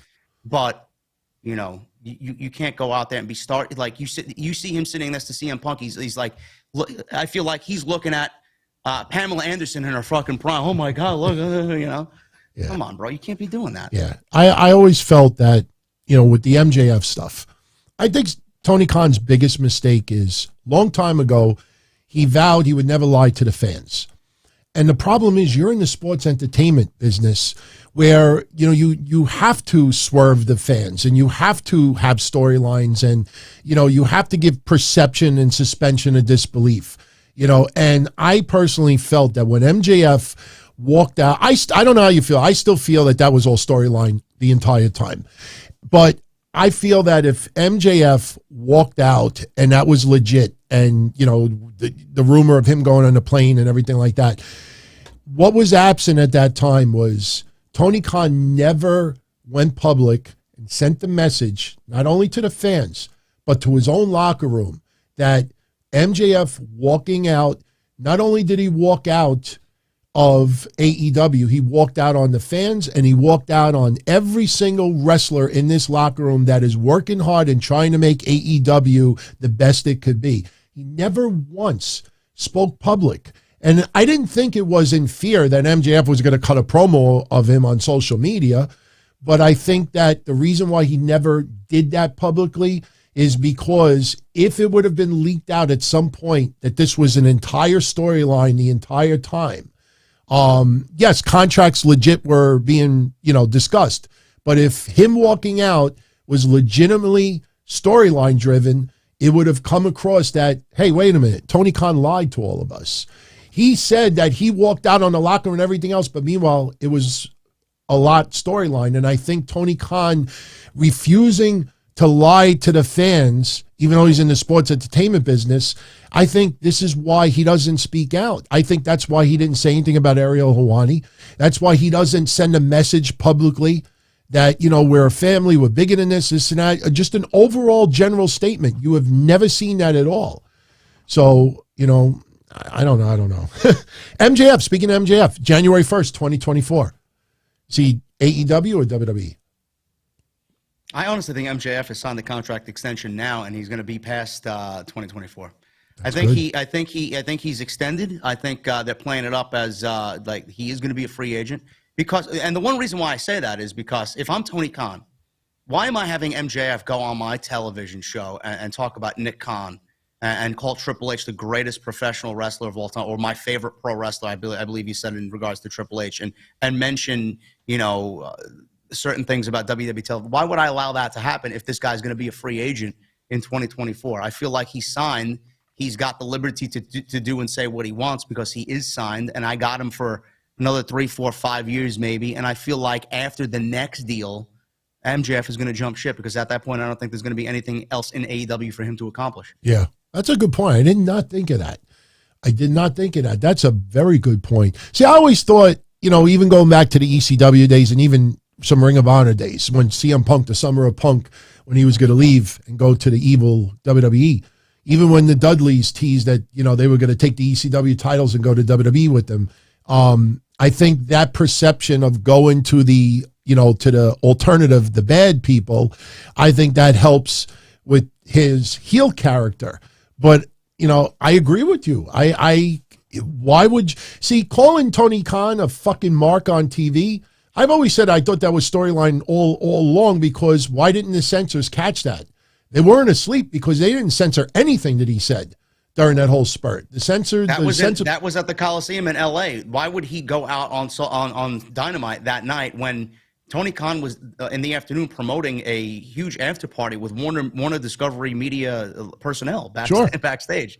So yes, it was all story, and I do think that with MJF signed contract extension in hand, I do think he's going to win the world title, whether it's at Full Gear or at Revolution. It's going to transpire all through 2023. He's going to be the world champion for a very long time. This is their guy. He should be the guy. And I do think that they're going to play up the contract running out in 2024. And I do think that they're going to play up that he is going to leave with the world championship, a la CM Punk and John Cena at Money in the Bank in 2011. I want to see what date is January 1st, 2024. I'm going to look. Actually, I could look it up. I know. I'm being a little unprofessional right now, just going through my calendar. I got it right here. January 1st, 2024 is a Monday night. Okay. That'd be interesting. It'll be Monday night. So it would not be on a Wednesday or a Friday. So it's not an AEW night, but we'll see what happens. But that's, I never thought of it that way. That's a very good point. Very good point. Shout out to KD. Thank you very much for the 50 spot, my friend. He is shouting out the watch party, even though, JD, even though you have him blocked on your YouTube channel, it may not always agree with you when you review AEW, but you and Jesse keep doing what you're doing, guys. Great Forbidden Door. All right. Pretty cool. Shout out to KD. Friday. I may have to change that. I'm sorry, KD. Yeah, no. You kind of bought your way out of being bad. No, we're just kidding around. Listen, KD, you got to understand something. And, I'm telling you from experience with my chat, there's a lot of people that have just initials for names, especially in the chat. And if someone, really, says something, sometimes it's, it could be mistaken for another name or something like that. I've accidentally blocked people in the past and then realized that, the name was similar. So, we don't know, but we appreciate it. And tomorrow, I don't know if I'll be able to go to the watch party on video, but I will definitely be there in the chat. I will be on location. Every Thursday, I go see my parents. Obviously, I'm not with them tonight. Special reasons, obviously. So tomorrow, I'm going to see them. But, all right, Three Kings with the 5 spot. He thinks Punk can come back to WWE, but he's going to have to address it in his first promo back, change the framing, but he's talented enough to do it. I don't know what you even say in that promo. He's not going to trash AEW, but what does he say? I mean, it almost feels like when he starts saying it's good to be back, he gets interrupted by someone else. I mean, it's going to be completely different. Yeah. What do you think with that locker room and what he did it all out? If the WWE locker room saw, I know they saw everything that went on, they heard everything that went on. If you're in charge, do you welcome him back into the WWE locker room after what you've seen him do it all out? I should say. Listen, I'll answer it like this. I liked what he did it all out because I think he was the only person that would have the balls enough to make public what's been going on for 3 years behind the scenes. Especially with that cowboy shit remark. I played it a few times on the show. Kenny Omega called him cowboy shit on an episode of Dynamite. A lot of people don't realize that when he was feuding with Hangman Page, he called him cowboy shit. So, maybe behind the scenes, they took it personally, but Hangman Page was the first person to ever use that on TV. I personally think if I'm sticking to business, I'm happy CM Punk did that because he made public what's been going on, and no one else would ever be able to be in that position to do that because everyone else would lose their job in a second. CM Punk is the only person that might have been able to survive this, and he didn't. So no one else is going to. No. But if I'm WWE with investors, with a locker room, with a renewed energy, with Vince being out of there, I do not bring CM Punk in. Because CM Punk, by doing what he did in AEW, especially him at his veteran age and being part of management like he leaked out or Tony Khan leaked out, to still do what he did, knowing that he was part of management, it gives you the perception that at the end of the day, you could give CM Punk $1 trillion. CM Punk, if he's pissed off enough, he will just say, fuck this company. I'm going to say what I want to say, and no one's going to change my mind. And I think that risk would be a little bit too much. I mean, a lot of people are shaky about Sasha Banks. Why should you cater to her? She walks out, she this, she that. If people are nervous that Sasha could just walk out again when she returns, can you imagine how they would feel about CM Punk? So business-wise, I don't think WWE needs CM Punk. I think Cody Rhodes coming back, sold some merch, obviously renewed, some fantasy matches that could happen, but I didn't see the ratings tremendously change. I didn't see it really change much at all with him back. I think Cody Rhodes, to me, and even if CM Punk came back, to me, it would be like a restaurant that has great steaks, great fish, great whatever, and now, introducing this new meal, CM Punk. Like, people are going to go to the restaurant because they like the food. They're not going there just for this one item. And I don't think CM Punk would really, it would obviously be a major match for WrestleMania, something like that. But I think in the overall scope of things, I don't think it really moves the needle all that much. Who would he wrestle? Triple H is the only one I want to see him wrestle. Triple H can't wrestle anymore. And then Roman Reigns, apparently there was a report, I don't know if you know this, Triple H, wants him back, but there is backstage influence, somebody who's full-time on the roster. Who has the biggest influence backstage? Roman Reigns does. Yeah. I used to say Roman Reigns says, I don't want this fucking guy in my locker room. Sure. Are they going to defy Roman Reigns? Probably not. No, absolutely not. Jordan Play, shout out to you, my friend. If we had to guess, who do I think Randy Orton would be making a comeback sooner, later? Do you think if Randy came back, do you think he rejoins with Riddle, or you think he just turns on? If Randy Orton is able to come back before WrestleMania, Riddle versus Randy Orton's a top match for WrestleMania. Immediately turn heel. Matt Riddle deserves a lot better than being in a feud with Elias. I can't wait for him to get back into an upper echelon with Randy Orton. I think that should have been the reason why they kept that going, is because it was a good act. Yeah. You know, they're incredible performers, and Randy Orton's great. Matt Riddle was great feeding off Randy Orton. I think you bring Randy Orton back and you immediately turn him heel, and that's your WrestleMania match. Yeah, RKO to Riddle. Or maybe he shows up and Riddle hugs him and they're holding each other's hands in the air, and then Randy hits him with an RKO. Yeah. So if we start seeing Riddle bringing up Randy a lot more, then I think that might lead to, little seeds planted that he's returning. I agree. Shout out to Robbins Plays Games. Robin, how you doing? Much love. Loving the podcast so far. And listen, we've been around 900 to 1,000 steady the entire time. So we really appreciate it. And if you're on social media while you're checking out the show, post it. Post a link. Let everybody know that we're live. We're not done yet. We're starting to bring it home. But, much love. Absolutely. Steve Joseph, is it better that wrestling is not predictable? JD. Yes. Yeah, I mean. I don't like knowing what's going on. I hate that I know what's going on. Like, that's why Triple H has been he's loving the whole cryptic thing with Bray Wyatt. He wants to bring more of that back because he loves the unpredictability, and that's exactly what his MO was in NXT. He wanted to keep you guessing. He wanted to keep you wanting more, and I appreciate that about him, and he's bringing that to the main roster. You know what I like, too? I like the fact that we knew it was Bray Wyatt all along, but they still tried to give little teasers with the Aleister Black lyrics and stuff to just throw people off a little bit. And you know what? Props to Malachi Black for, not playing into it, not going on social media. Why is my song being mentioned? This and that. Like, I'm not coming. Like, he understands this is wrestling and they're playing around, teasing, trying to throw people off. And it was a great success. So, yeah, not knowing or knowing, but not being told right away, being teased a little bit, that's what's wrestling's at its best. It's when you can't predict something, sometimes that's when wrestling is at its best. Much love, Rothman, power to New York. Yes. Why do JD look at his name, JD from NY. That is from New York. So born and bred in the Bronx. Much love. No longer in the Bronx, but born and bred in the Bronx. How do you like it outside of New York?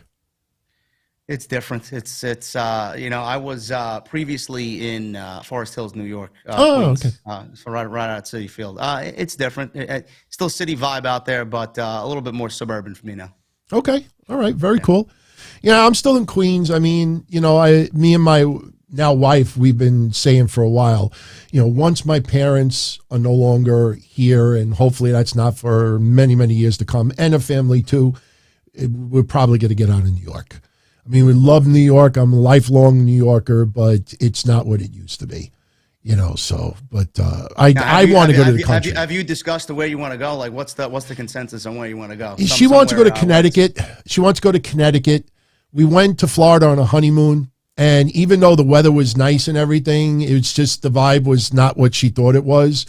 Me, honestly, my dream is to live like Brock Lesnar.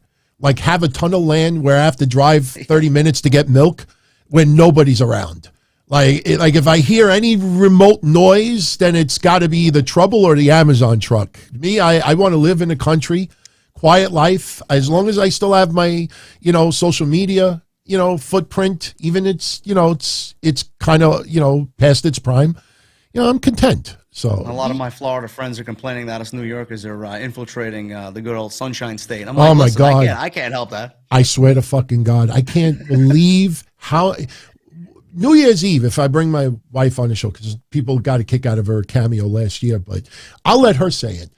You would not believe how many people we talk to at Disney and at restaurants, And somewhere in those conversations, somebody said, oh, yeah, I'm from Jackson Heights. Oh, yeah, I'm from Forest Hills. Oh, yeah, I'm from Brooklyn. And it was just mind-boggling how many people were from New York. So thank you, Ralph, man. Much love. Much love to David Peralta. Dave, how you doing? Dave is a long time.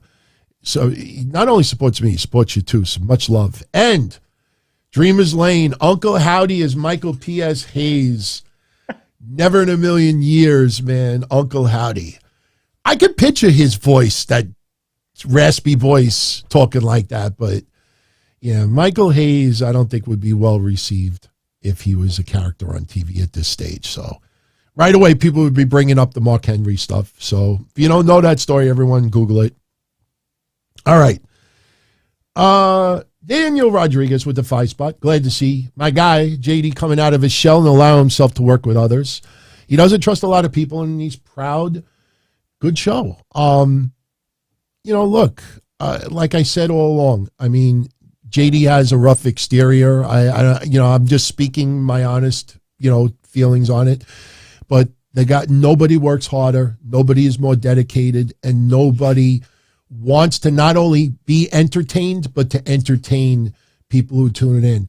And this is something, I know he's not a softie, and as I got older, I've gotten very soft, but I'll speak for him. He doesn't have to say this, but I want everybody to understand, at the end of the day, it's about respect. And the thing is that there is a deep, deep respect for the viewers and listeners that tune into his stuff. And, even me on a smaller scale, that respect, that appreciation of all of you taking your time out and spending countless hours a week to tune in just to hear what any of us have to say, the Joe Cronins, the Solomons, and everyone else, Jesse, everybody, that's something, that even after all of these years, I still ask myself, why do these people tune in? Even my wife will say to me, she's like, I don't get it. Why do these people follow you for this long? And I said, I don't know. We're all wrestling fans, but that respect factor is there. You don't have to agree with us, but respect our views and show it in return. And a lot of people, it's very, very one-sided. JD talks to you. He doesn't talk at you. And that's a big problem with a lot of people out there. That's why I think people are so comfortable to tune into all of the people I just mentioned, because everybody talks to you. It's like we're all hanging out, having a drink. He's having an old fashioned and I'm just drinking Pellegrino water, but we're just hanging out, just talking shit. Wherever the conversation goes, it goes. I have no notes. That's it. All I had was a list of topics for tonight. That's exactly how I handle my show too. It's a fucking list of bullet points. That's it. Wherever it goes, it goes. So, and the thing is with about not trusting people, it's true. It's a very competitive space in the wrestling podcast realm, and I know a lot of us don't want to work with each other because we're the best and I'm the best, and nobody wants to fucking get their egos hurt. But I appreciate DT allowing me on here because a lot of people don't really they get this perception of me that I can't work with people. And, DT, I listened to him and Jason as well, Solid Monster. But the thing that really gravitated me towards DT and to see the type of person that DT is because he was one of the very few people that actually, with the Wrestling Soup guys and Kev Castle, they were all in my DMs with the whole Alexa Bliss situation, and they were really backing me during that, and they had my side for that. And I'll never forget that. And I told DT that a couple of times in DMs, and that was really eye-opening to me because I'm like, they didn't have to do that, but they went ahead and did it anyway, and they gained my ultimate respect for that. Yeah, I mean, a lot of people online that said what they said this weekend, they don't know who you are. They just know what is perceived, and they know, and plus, it's coming from an area where, they're going to defend their favorites at all costs. You cannot say anything that'll make it better. And guess what? Without singling out anybody in pro wrestling, they're not going to step up and make things better, because then it seems like they're backtracking or they're wrong or this and that. That's why I was kind of taken back after this weekend where it came across that, some people that were involved in this skirmish were trying to almost play off like they were just being a wrestling character. Yeah. They're just a heel. And I'm saying to myself, do you see what you sparked as far as the threats and the doxing and this and that, the name calling, the shaming? That's not, I don't care what heel you are. That's not what you do, especially on social media, because social media should not be a playground to further your character and to hurt other people in the process. You just own up. You just say, hey, I'm speaking how I feel. And guess what? Sometimes that's the respect factor. There is as much as people might find it hard to believe, but there is a deep respect for JD and for certain others here, because there is, no worry that anybody's going to stab anybody in the back or any trust, any trust issues there. So, it's just me, honestly. I've had some co-hosts in the past and things didn't work out from time to time, but, this is something I've been wanting to do for a very long time, because it's nice to have a conversation, especially with someone that is extremely intelligent. And not only that, anybody that's on my shows know I have said this a trillion times over the years. I love someone who not only speaks how they feel, but, stands by it and doesn't backtrack because it might offend someone, or doesn't, pull back because somebody is gushing over them or showing them appreciation. You stick to your guns, you take a view, whether it's right or it's wrong, and that you can't help but respect. And speaking of respect, CM Punk, AEW highest pay-per-view buy rate and TV rating, absolutely. But unfortunately, what he did, he lost a lot of respect for the people that matter in AEW. So that is why he is gone, and that's why the fences will not be repaired. So Three Kings thinks Punk, oh wait, did we kind of, oh yeah, we brought this up already. Sorry, Three Kings. Shout out to you anyway. And much love, Indigo Uchiha. I never get your name right. Much love, always supporting us.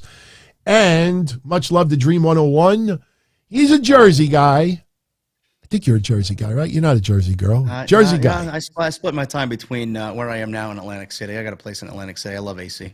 Oh, Atlantic City's nice, man. I haven't been there, my God, since my grandmother died. So it must have changed a lot. But been wanting to go to Atlantic City for a while. Element 78, what do we think about the tease from Britt Baker and Jamie Hayter about being the best women's tag team and requesting a team to wrestle? They're not teasing Sasha and Naomi. This is great. JD, do you believe Sasha Banks and Naomi are returning to WWE? Yes, I think they will be. I said this was a topic of discussion for my Raw review this week with Damage Control losing the tag team titles. I feel like with the reports that we heard about Sasha Banks and Naomi returning and her in-ring training, we've seen pictures of that floating around on Twitter as well, and the whole red carpet thing with the Usos and the New Day and Naomi. She's definitely on her way back. I feel Damage Control needs something, and I don't know what it is. I feel like Dakota and Io with Bayley, they don't gel. And there's personality clashes. There's no charisma. I feel Bayley isn't a true leader. I feel like Bayley really needs to feed off of somebody that she knows very well, and I think that person is Sasha Banks. So what I think is going to happen with Survivor Series happening in Boston, I feel like we're going to get Sasha and Naomi a part of Damage Control. And I feel like with Bianca, she has her core women. We got Bianca, we got Alexa, we got Asuka, we got Candice LeRae. And I feel like this is the perfect opportunity to bring Becky back. So there's your 5. There's Bayley's 5 War Games in Boston. And the reason why I think Sasha also is going to be in Boston is because that woman is about memories. That woman is about making moments. Mercedes wants moments. She's never going to pass up first ever women's War Games match in Boston to be a part of that. She will definitely be there. That's my prediction. Absolutely. Sasha and Naomi, bank on it. She's returning. No pun intended, by the way. You could bank on her return. It's obviously the question is when. Plain and simple. I have nothing against Naomi. I love Naomi. Very, very genuinely nice person. Great in the ring. Underutilized by Vince McMahon, no question. But I've always said this. It's my honest opinion. I know this is going to offend some people. But the perception I always got in the entertainment world, if I'm looking to book one or both of them as far as a celebrity appearance, like I'm a little surprised that so many outlets are booking both of them together. They're not sisters from other misters, sisters from other misters. They're not lovers. They're not they're not a legendary tag team. They're not like the Heart Foundation, the Road Warriors, or, whoever. They're not even a tag team that's been around for a couple of years. So why is everybody and their mother always booking Sasha and Naomi together? Why are they always in public together? Why isn't Sasha Banks going to Yankee Stadium with her significant other? Why are they always together? And I feel that were always returning. I felt like Triple H may have said to him, look, take the rest of the year off, take 6 months off. Sasha always wanted to be a runway model. She always wanted to do things like that. Go enjoy yourself, take a break, this and that, and then you return later on. And I feel when they return, not trying to scissor, but they're going to return as a tag team. That's why they're still being advertised as a group. Because, again, it's nothing against Naomi. But, if you're in the entertainment world and you're looking to book Sasha for an appearance, why does Naomi always have to come with her? You know what I mean?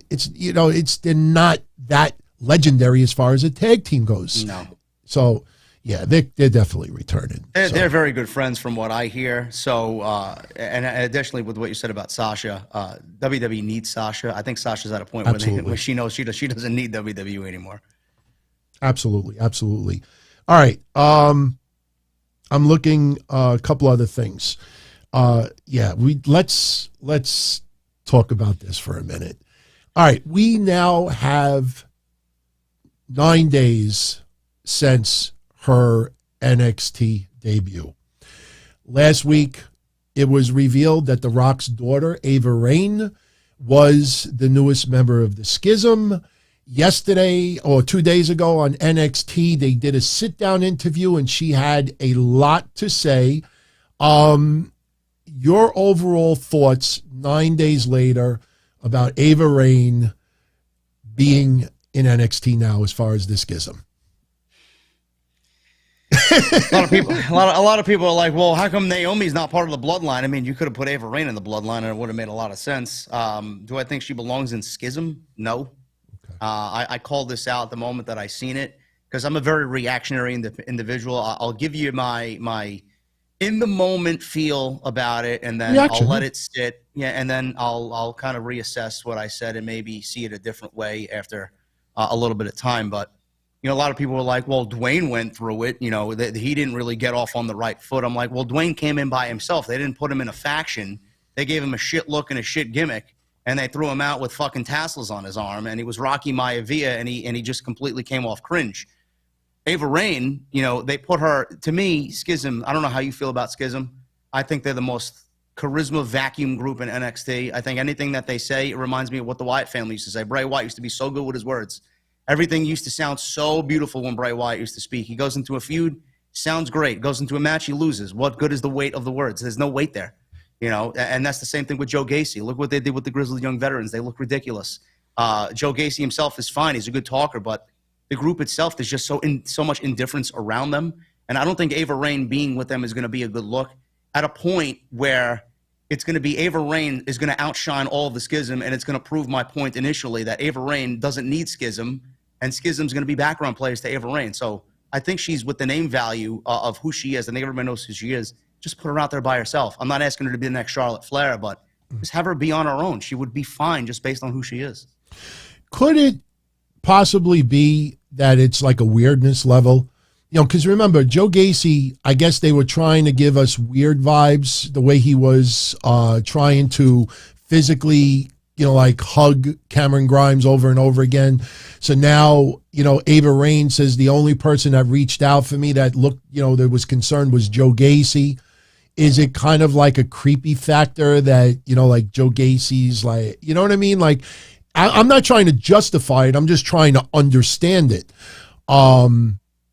Yeah, I mean, I did predict Ava Raine as being the member of the Schism, but, I personally think in 9 days, she's done a decent job as far as making her debut. Putting the Schism stuff aside, I just don't know, like, if she would have debuted on TV by herself, maybe she could have cut the same promo she did yesterday. Maybe she could have just said, nobody, or, instead of saying Joe Gacy looked out for her, maybe she says nobody looked out for me. Not even the fans looked out for me. I don't think Schism is going to make Ava Raine look better. That's my whole point. The Rock, when The Rock was added to the Nation of Domination, Farouk, D'Lo, and all of Nation, they made Rock look great. It's just because of who they were. They were a dominant, powerful, don't fuck with me group.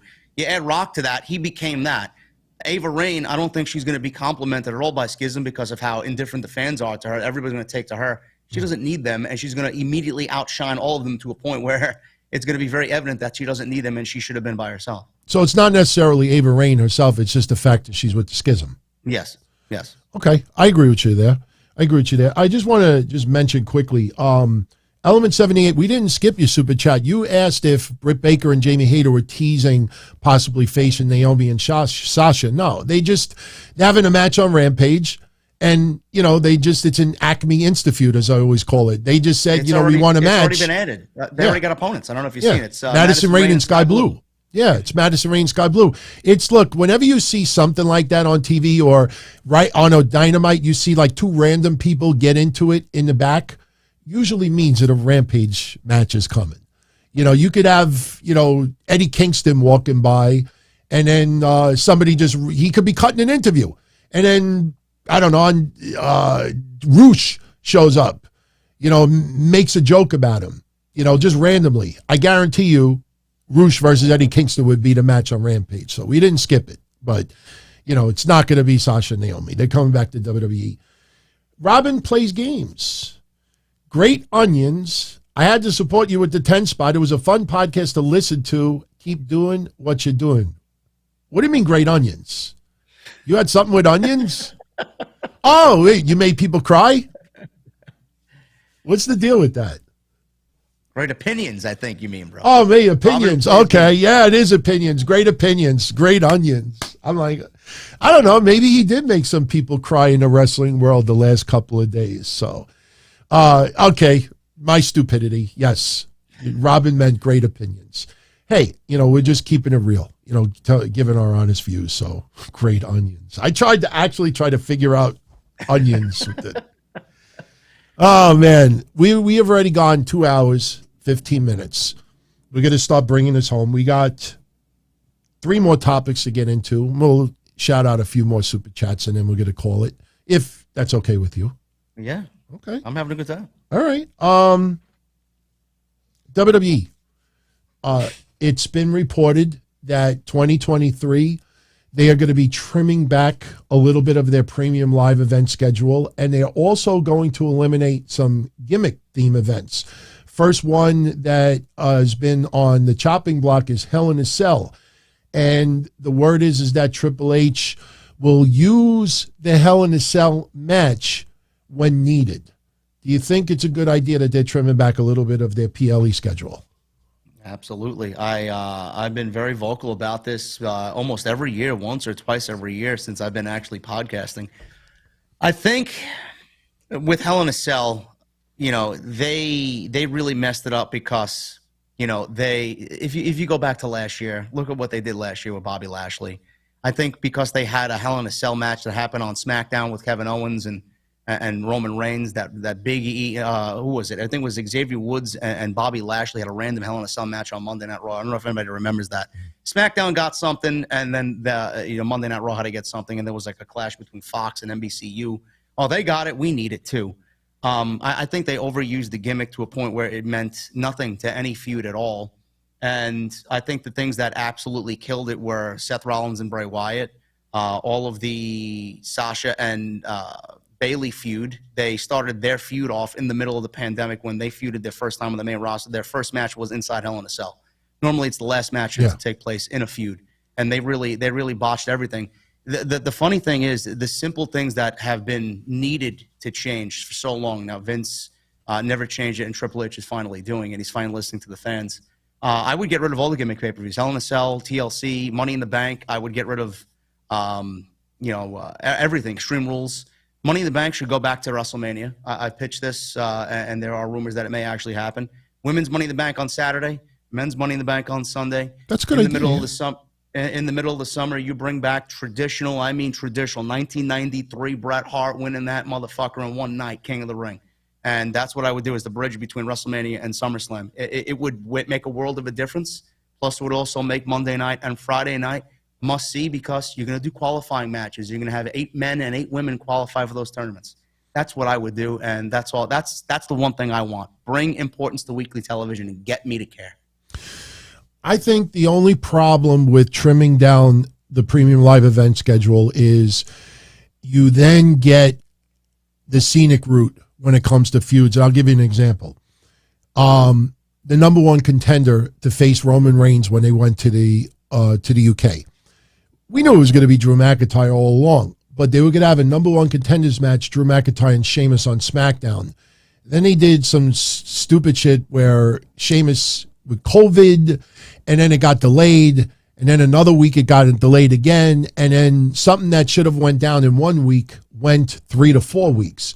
And I think when you have like a 6 or a 7 week gap between premium live events, I think we're going to get additional matches, additional weeks that are just going to not amount to anything, or they're just going to blow shit off and make something that should be done in 2 weeks go 4 weeks because they have so many weeks to cover before they go to the next premium live event.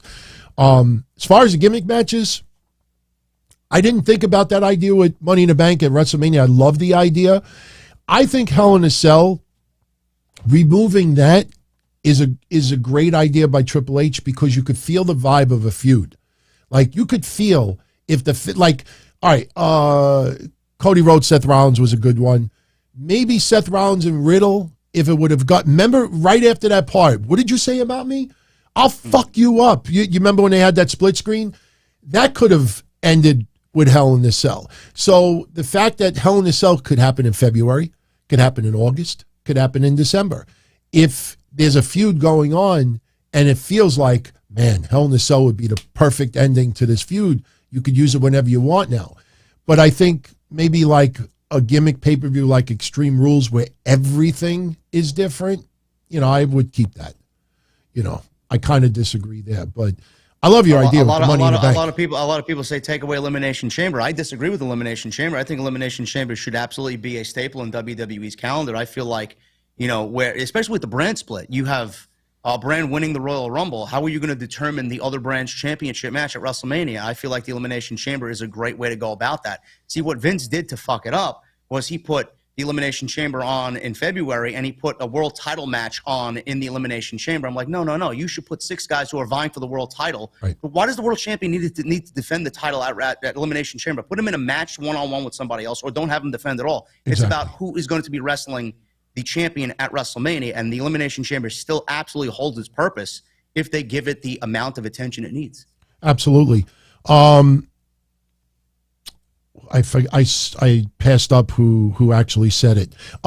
John, we did not include Royal Rumble in this. The Royal Rumble is not necessarily a gimmick. I mean, it's a gimmick match, but we're talking about like themed pay-per-views, like things that have been created in recent years, like Money in the Bank and some things like that. I mean, Royal Rumble is a staple, as Survivor Series.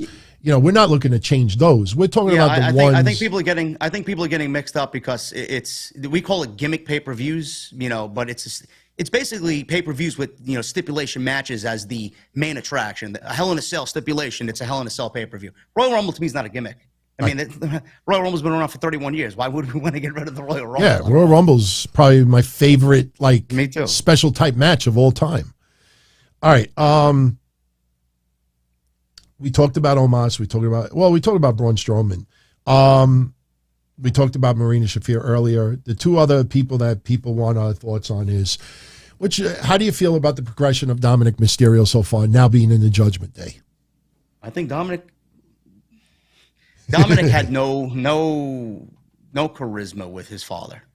Like, I feel like I understand they want him to be the next Rey, or Rey wants him to be the next Rey Mysterio when Rey can no longer wrestle. But, I mean, taking that same exact path as his father is not going to work. That's why I appreciate what they did with Judgment Day. The direction that they've taken Dominic Mysterio now, and he still might not be where he needs to be in the ring, but, I mean, his interactions with Rhea Ripley, I mean, any veteran heel in the business over a decade in this business would kill for the reactions that Dominic is getting with Rhea Ripley right now. And that's what it's about. That's a great starting point for him. He can work on everything else in the meantime. But if he's already getting that reaction being around them and it's enhancing them as a group, his value has already shown itself. So everything else is going to fall into place if they just be patient with him. And I'm glad they took him away from Ray because, you know, there's only one Ray. I don't expect Dominic to be the next Ray. Do you think they took him away from Ray right now because it's too far away from Mania? Yeah. Because I still think the match between the two is happening in Mania. Absolutely. That's the reason why. Because if they kept Ray on Monday Night Raw with Dominic, where else can they go? Let's get Ray over to SmackDown. Let's put him with the IC title. Let's have him have a great match with Walter. Give him a match with Ricochet. Put him in there against LA Knight. That's enough. Santos Escobar. Yes, I mean, that's the first thing that we called out. Let's get Santos to the main roster. Let's feed him with Rey Mysterio. Excellent.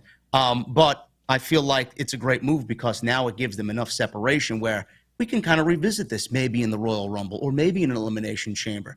Who knows? And then we get the match at WrestleMania. Like you said, it's definitely happening.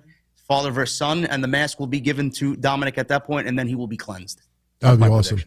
I tell you, I honestly, you know, when Judgment Day first got rid of Edge, you know, it felt like too random, you know, but I don't know. The last 3 or 4 weeks, I feel like they've finally started getting their groove, especially after the match with Finn Balor. And I think Finn Balor is actually, I might like Finn Balor more now than maybe his entire WWE career. I mean, you know, I appreciated the demon gimmick and everything, and it was a spectacle, and it was nice to see. But, man, when they had him fall off those ropes that time when he fought Roman, remember that? I mean, to me, that was like... What a complete geek. Oh, my God. But right now, and you know what I like about what they're doing with Dominic? I really believe this. When Finn Balor put his arm around him and, you know, touting Dominic and the crowd is healing it up big time, I really believe that Finn Balor, Damian Priest, and Rhea Ripley are actually are having a good time helping elevate Dominic. Like, you kind of feel like those three, it doesn't feel like, oh man, we got to have Dominic in our group, but it really feels like, you know, like, yeah, let's, and I think the 4 of them are having a blast right now. It just, the vibe comes off on TV, and Rhea Ripley, holy shit. I mean, you know, the last couple of weeks, you know, just the way she's, you know, the interaction with Luke Gallows and her being animated, quickly Rhea Ripley is becoming one of my favorites. You know, I think she should be the one to dethrone Bianca. Yes, I absolutely agree with that. And I like that she's being kept special. I like that she's not wrestling every week. The division doesn't need her, especially with the main program between Bianca Belair and Bayley and Damage Control. So it's a great time for her to really just feel her character. She's owned everything that Triple H has given her. I agree with you on Finn Balor as well. This is basically an evolution of what we've seen in NXT when he made his second trip down there. And he's having a genuine good time. He feels loose. He feels free. He feels like he's not constricted to, here's this script and go out there and be someone that I know you're not. And same thing with Damian Priest. Damian Priest has always been a very intimidating figure. And, you know, we got to support our New York guys. He's from New York too, I believe the Bronx. Yeah. And he's killing it as well. He feels loose as a goose out there. I love the presentation of them. And it doesn't hurt that their theme music is my favorite band. So I just love them by default. Yeah. You know, I love Alter Bridge. Any chance Rhea Ripley gets physical with Luke Gallows in Saudi Arabia? Yeah, Saudi Arabia. It's a little funny over there. You know, I think so. I know there's rumor going around that Raquel Rodriguez is going to be the secret weapon there for Rhea Ripley because they have a little relationship there. They're real life friends, and then I think commentary's been playing it up on it as well. I kind of pitched Mia Yim maybe another return. You know, Triple H loves his return, or maybe Chelsea Green. The rumor about Chelsea Green coming back because of that Impact tie with Gallows and Anderson, but I could see Raquel Rodriguez doing the Rhea Ripley thing. Are you surprised Ronda Rousey's not on Crown Jewel? With Saudi being so, like, into Ronda Rousey, like, I'm a little surprised that she's not on this card. I think they got enough star power where they don't need Ronda. And from me to you, I've been very critical of Ronda. I think the division is worse with Ronda there and as champion. I don't think this second run has been good at all. Okay. I feel like the division is not where it needs to be with her there. Do you think she turns it around with Shayna Baszler in a camp too? Yes. Okay. Yeah, she turns it around because that's the pairing that we've wanted to see for so many years. And I think Shayna is so great at what she does. She's going to bring that out of Ronda, and Ronda's going to be a lot better off. I guess we could close out the show just commented a little bit about Crown Jewel. Now, obviously, everyone, understand, the wrestling world seems to look at the Iran threat, a trillion times more than mainstream news out there. Iran has publicly denied these threats.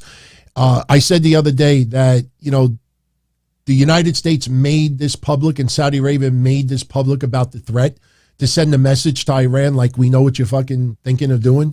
So we're telling the world. So to tell you, if you're thinking about it, you might as well change your mind. There's no threat there's always a threat, but I think everything will be fine in Saudi Arabia with WWE this weekend. Remember, with tribute to the troops in the early years, they would be wrestling and we would hear artillery in the background. So I think everything will be fine. But most of you out there will have tuned into this show tonight after Crown Jewel airs, because Crown Jewel happens in about 36 hours.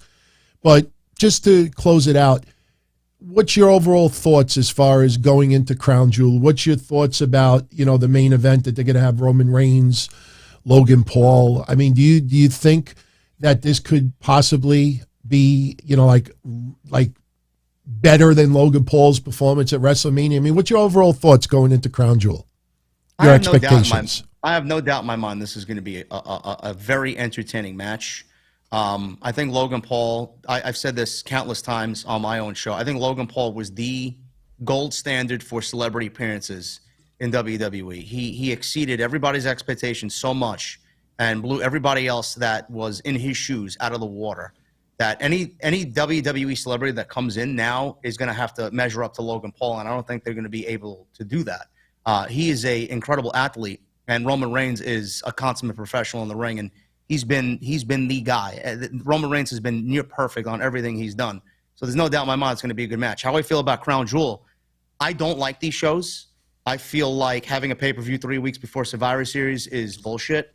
And I feel like Crown Jewel has given us legitimately 4 weeks of very lackluster Monday Night Raw, and that wasn't where Monday Night Raw or SmackDown has been, because they actually turned many corners to be a better show. And I feel like now we're back to where it was before Triple H took over, and that's because this is a nothing show. This is a spectacle for the Saudi people. We don't really care about it.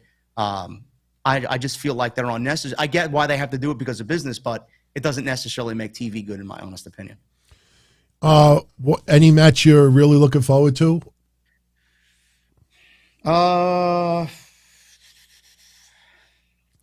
Honestly, no. I kind of agree with you. I mean, I'm very intrigued with Logan Paul and Roman Reigns, because I think Roman is going to make him look like $1 million out there. I'm kind of hoping that Omos and Braun Strowman is better than what's perceived. I want them to prove me wrong on that. I want to, I think that if they keep it minimum, they could really have a banger match. I'm looking forward to seeing what they do. And I said Braun has been the best return so far in WWE. I'm not a big fan of Omos. I think his ceiling has been hit. If I was to choose another match, I would probably say the OC versus the Judgment Day. Okay. Because I think that the Judgment Day has been one of the bright spots on Monday night, and they've been really good. What about Bobby Lashley, Brock Lesnar? Even though we probably both agree that Lesnar's got to take this one, with Bobby Lashley being up 1-0 on him. Yeah, I would say so. It's been good. I mean, I have high hopes that they are going to do a lot better than what I hope that they're given a lot more time than what they've been given at the Royal Rumble. I think Triple H being involved on Monday night added a nice little element to it. You don't really see him come out in his role since he's taken over. But, how many more matches can we do with Brock Lesnar? Is there anything left for Brock Lesnar after Bobby Lashley? He's run through everybody. Yeah. He's won every major championship. Like, he's running out of opponents. Like, this is great, but what's next? I'm already thinking what's next. Yeah. That's the one thing that's concerned me a little bit. Like, okay, he's obviously coming for the payday in Saudi Arabia, but what do you do with Brock Lesnar after this? Who does he feud with? There's nobody that comes to mind for me. I definitely don't want him to stir it up with Omos, even though I like Omos's swagger with the suits. I like the Andre the Giant camera angle, but like afterwards, what do you do? I don't know who he mingles with. And listen, I'm not concerned. I think the Saudi crowd will eat it up. I think the Saudi crowd might be the best thing that could happen for Drew McIntyre and Karrion Kross, because that feud, to me, should have felt deeper and more heated, and it feels like something is missing after everything that we have seen so far. But I'm a big advocate of Kross. I don't know how you have felt, and I know you're a Kross guy too, but how have you dealt with the backlash that Kross has gotten? Boring, and he's very monotonous, and he's not good. I'm like, none of these things really hold any weight with me. I think you guys are speaking out of your fucking asshole. Like, Kross is great.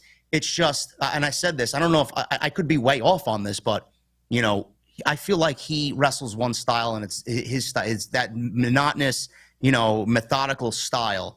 Whereas you take somebody like Drew McIntyre, who they're both equal in size, and McIntyre, you could put him in there with anybody, he'll wrestle their style. Ricochet, Sami Zayn, Kevin Owens. I feel like Karrion Kross, no matter who it is, wrestles Karrion Kross' style and doesn't really adapt to everybody else that he's in the ring with. That may be the problem, but he's not bad. It's just something's off, and I don't know what that is. You know what? I think there was tremendous damage that happened to him because of his first run on the main roster. Yeah. I'm not going to lie, man. I tried my hardest to look at chicken shit and try to turn it into chicken salad. I tried to say, look, Demolition had suspenders, and we had other wrestlers wear suspenders. After everything was said and done, I'm like, yeah, I kind of agree now. Like, I wanted to see him succeed. I know this is going to sound ridiculous. I think there's so much damage that happened that, attacking Drew McIntyre is not going to suddenly make him a heel magnet. I think Scarlett may try to use Mace on Saturday, and it backfires and she sprays it in the face of Kross. But as weird as this sounds, I think the only way you repair Karrion Kross right now is to not necessarily turn him babyface, but turn him as a tweener. I honestly think, as ridiculous as that may sound to people, hear me out with this. There's nobody as far as a huge baby face on the roster. And look, I was friendly with this guy. I had some conversations with him behind the scenes. I know a lot of you out there will despise this man when I mention his name. But when Lars Sullivan attacked Rey Mysterio, just because it's the beloved Rey Mysterio, WWE thought that Lars would be this instant major heel, and it failed. And I think you could have Kross attack Rey. You could have Kross attack any babyface you want. I don't think that's going to suddenly make him a heat magnet with the fans. I think if Kross steps up and, challenges, I'm not saying Omos, but if Kross, I think, confronts somebody who is a heel, I honestly think the crowd may actually pop a little bit. Kross doesn't have to change his style. He doesn't have to, do anything different. I think Kross is so, maniacal and so sophisticated with his promos. I think he could cut a promo, and if he's cutting it on someone that the fans don't like, I personally think if Kross got in the face of Baron Corbin, I think the crowd would probably pop for Karrion Kross. I think Kross, the only way you can repair him right now is I honestly think you have to have him fuck with a heel. I know that sounds ridiculous, but that's the only thing I can see. That's the only thing I can see. I looked up and down that roster. I'm like, okay, if he attacks Ricochet from behind, nobody's really going to care, especially after the match is over. I think that maybe he, and I don't think you align him with Bray Wyatt. It's two totally different sides of the coin. So, all right, so we're going to wrap it up with our remaining couple of super chats. And I thank everyone. I thank you, JD. It's been, tremendous. I don't do these forbidden doors often because to me, they're special.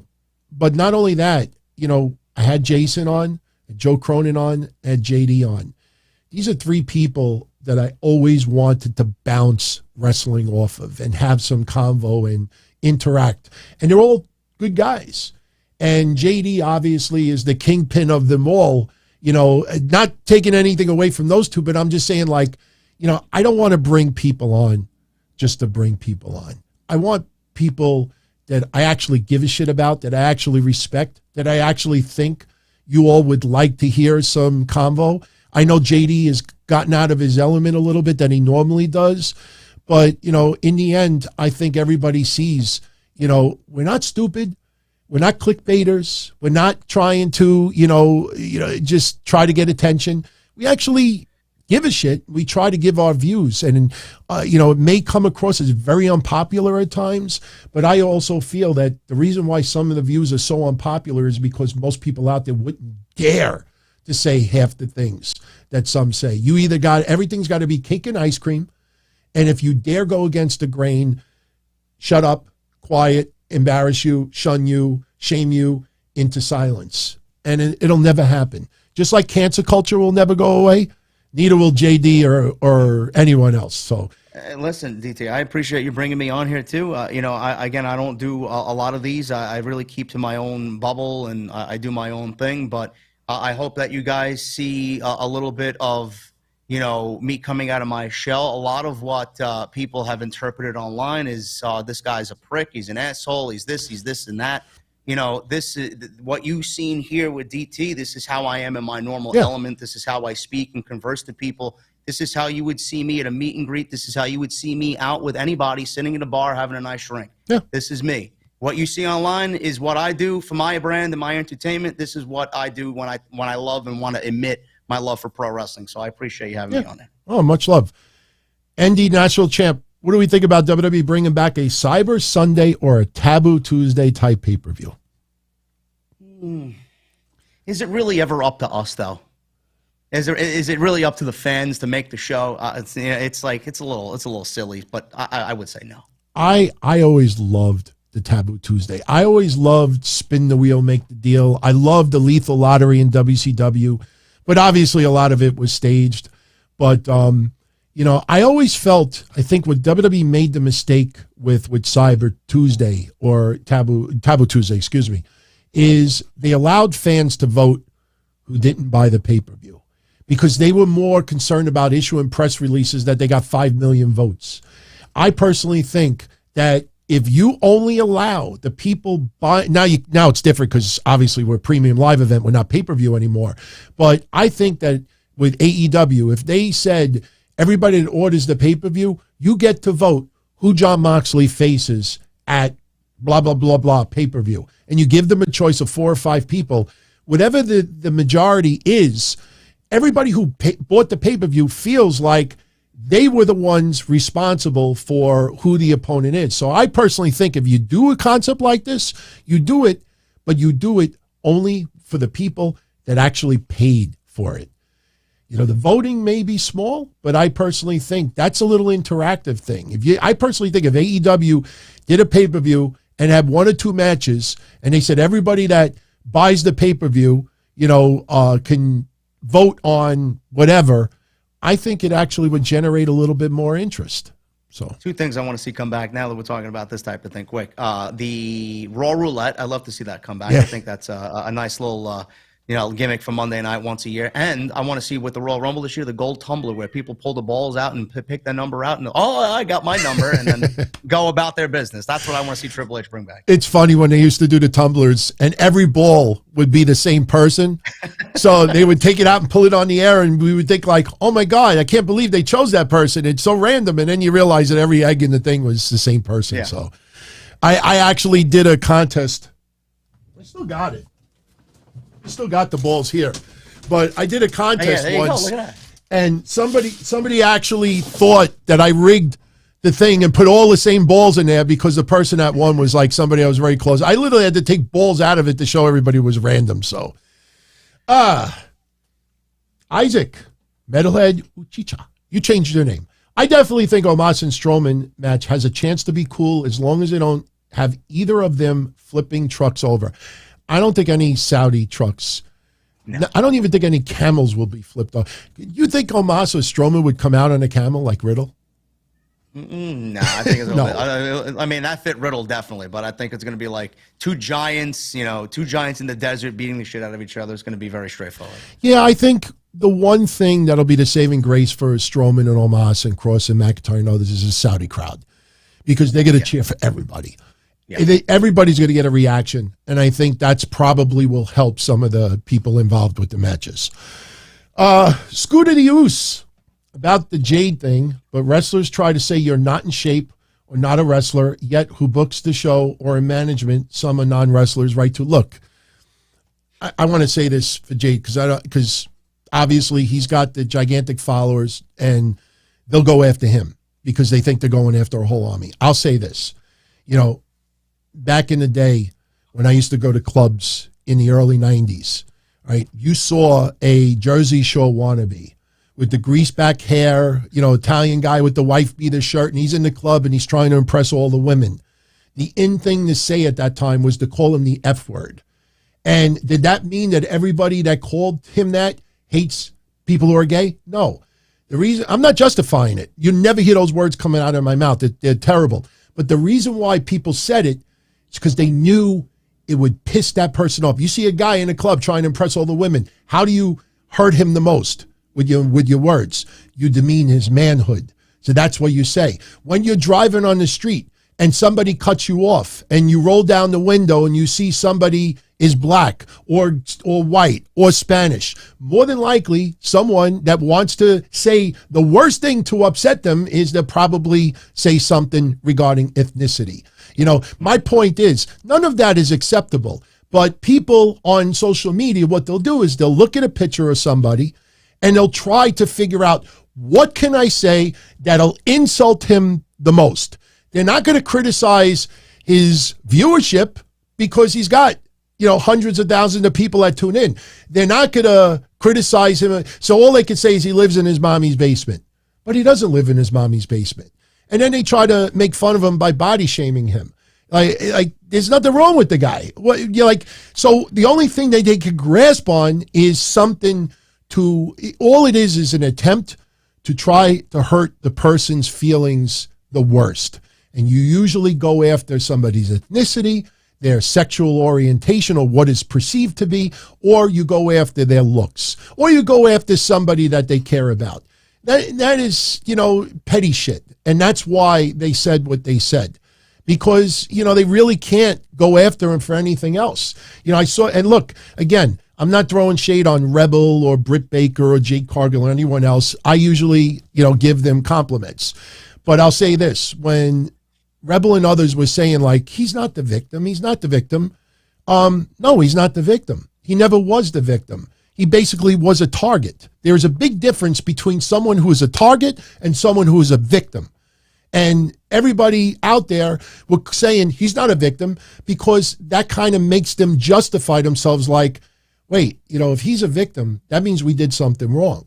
So that's why the victim word kept getting thrown around, because that justifies saying what you say, no matter what.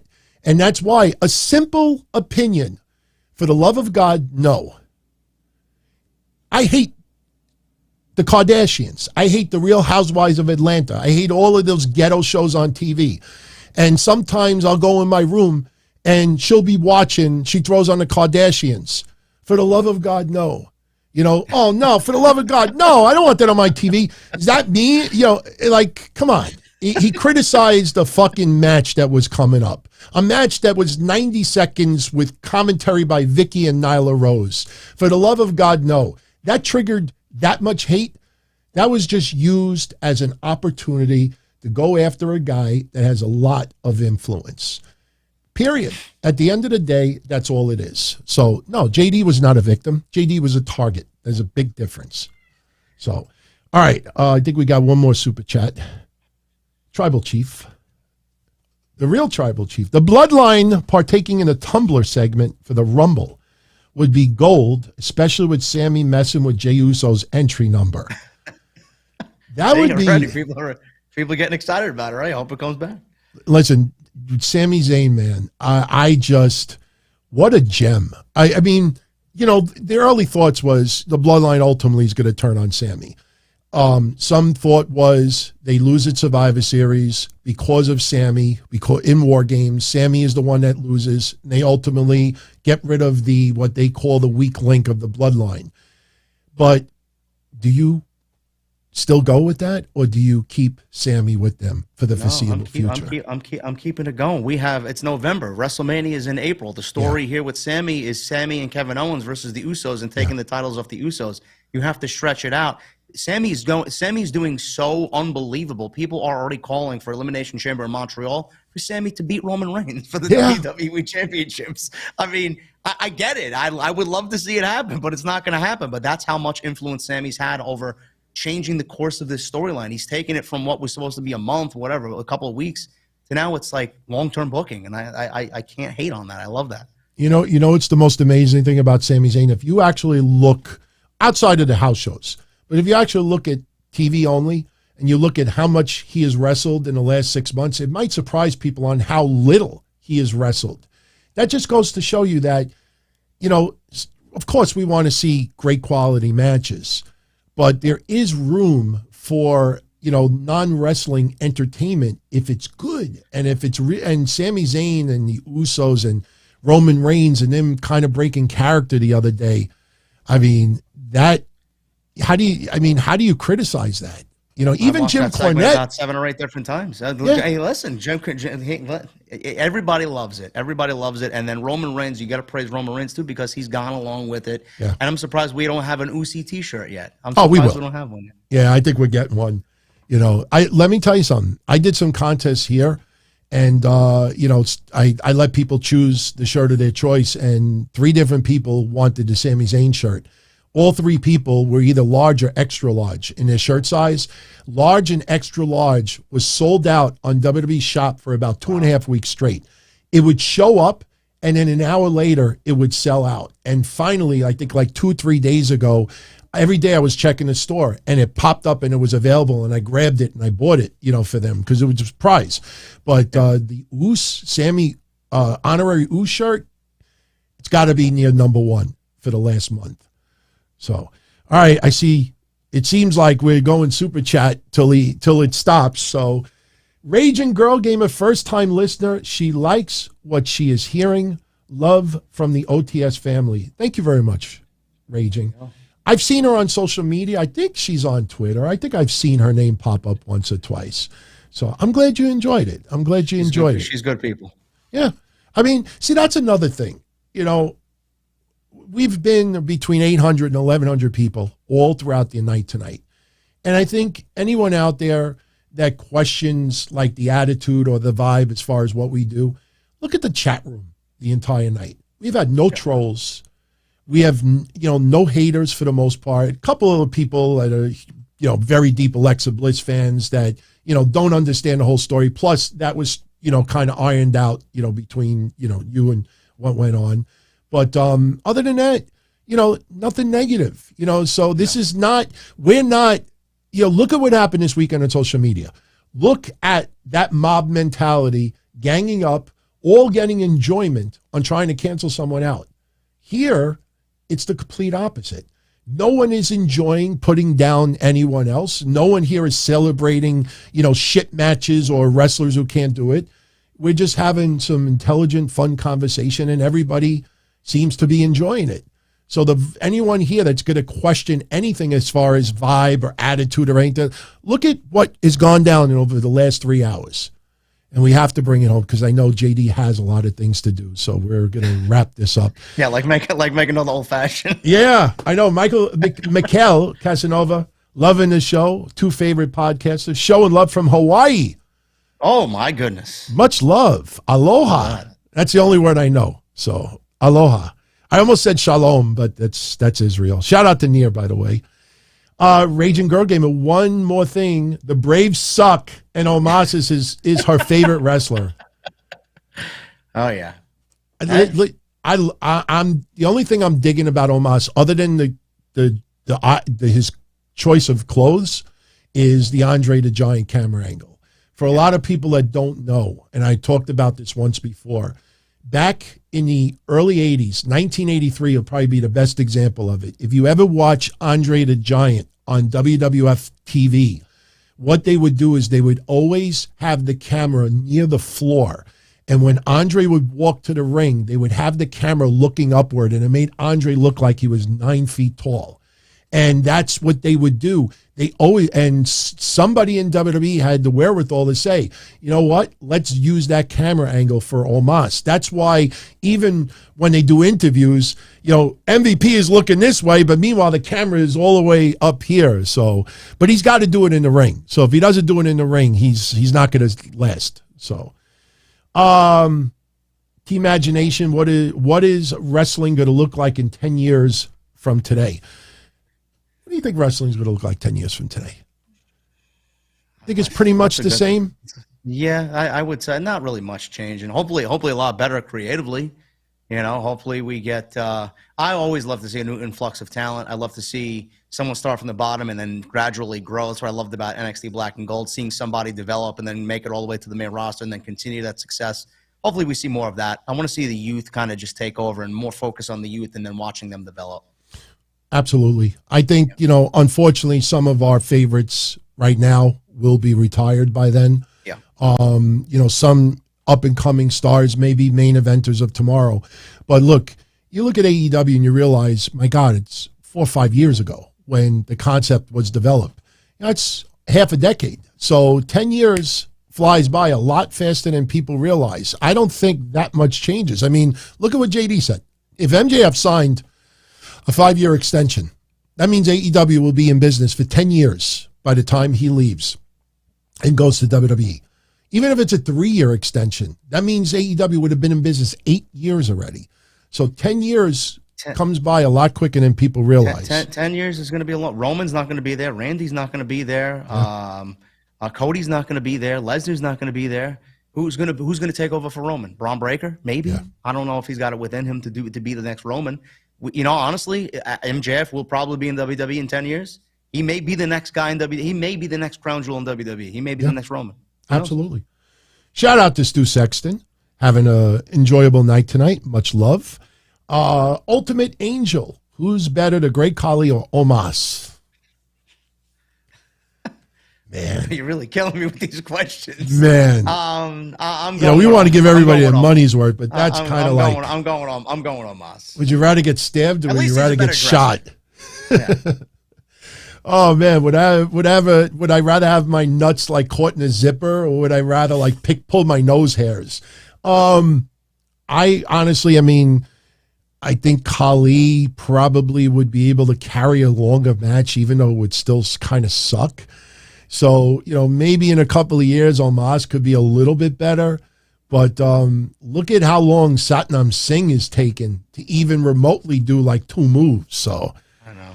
All right, guys, girls, I think we're going to wrap it up. I think we covered everybody. JD, we're just about at 3 hours. I thank you again for joining me tonight. It was fun. Absolutely loved it. You know, people were telling me like, DT, I'm not going to say who it is, but it's somebody within wrestling. I'll tell you who it is later. He sent me a DM earlier, and he's like, kill it tonight. He said, by the way, you know, I hope you bring your A game because JD is, you know, he's going to go for the jugular with some topics. And I was like, nah, man, we're just going to have fun conversation. Where it goes, it goes. I mean, this is not, you know, competition like who's right and who's wrong. We just give our views, and that's it. So I'll just answer these 2 very quickly because 2 more super chats came in right at the very end of this, you know, because we definitely have to wrap it up. Steve Escalante, who do we see winning more titles in their career? Austin Theory, Daniel Garcia, or Braun Breaker? I would probably go with Austin Theory. Wow. He's one of my guys. He's one of my my top guys in WWE right now. He's got everything that you want. You know, he's young. He's a good-looking guy. Every match he's put on has been good to great. And if he's already working with the top guys the way he is now, can you imagine him 5 years from now? You know what's so great about him? I brought this up when he got a win 2 weeks ago. I think he had a 30-match losing streak. He's got that briefcase, and I compared it to Carmella. I don't want to compare the in-ring ability. By the way, our best wishes to Carmella. Yes. You know, Carmella, when she won the briefcase, her next 32 matches were 2-30.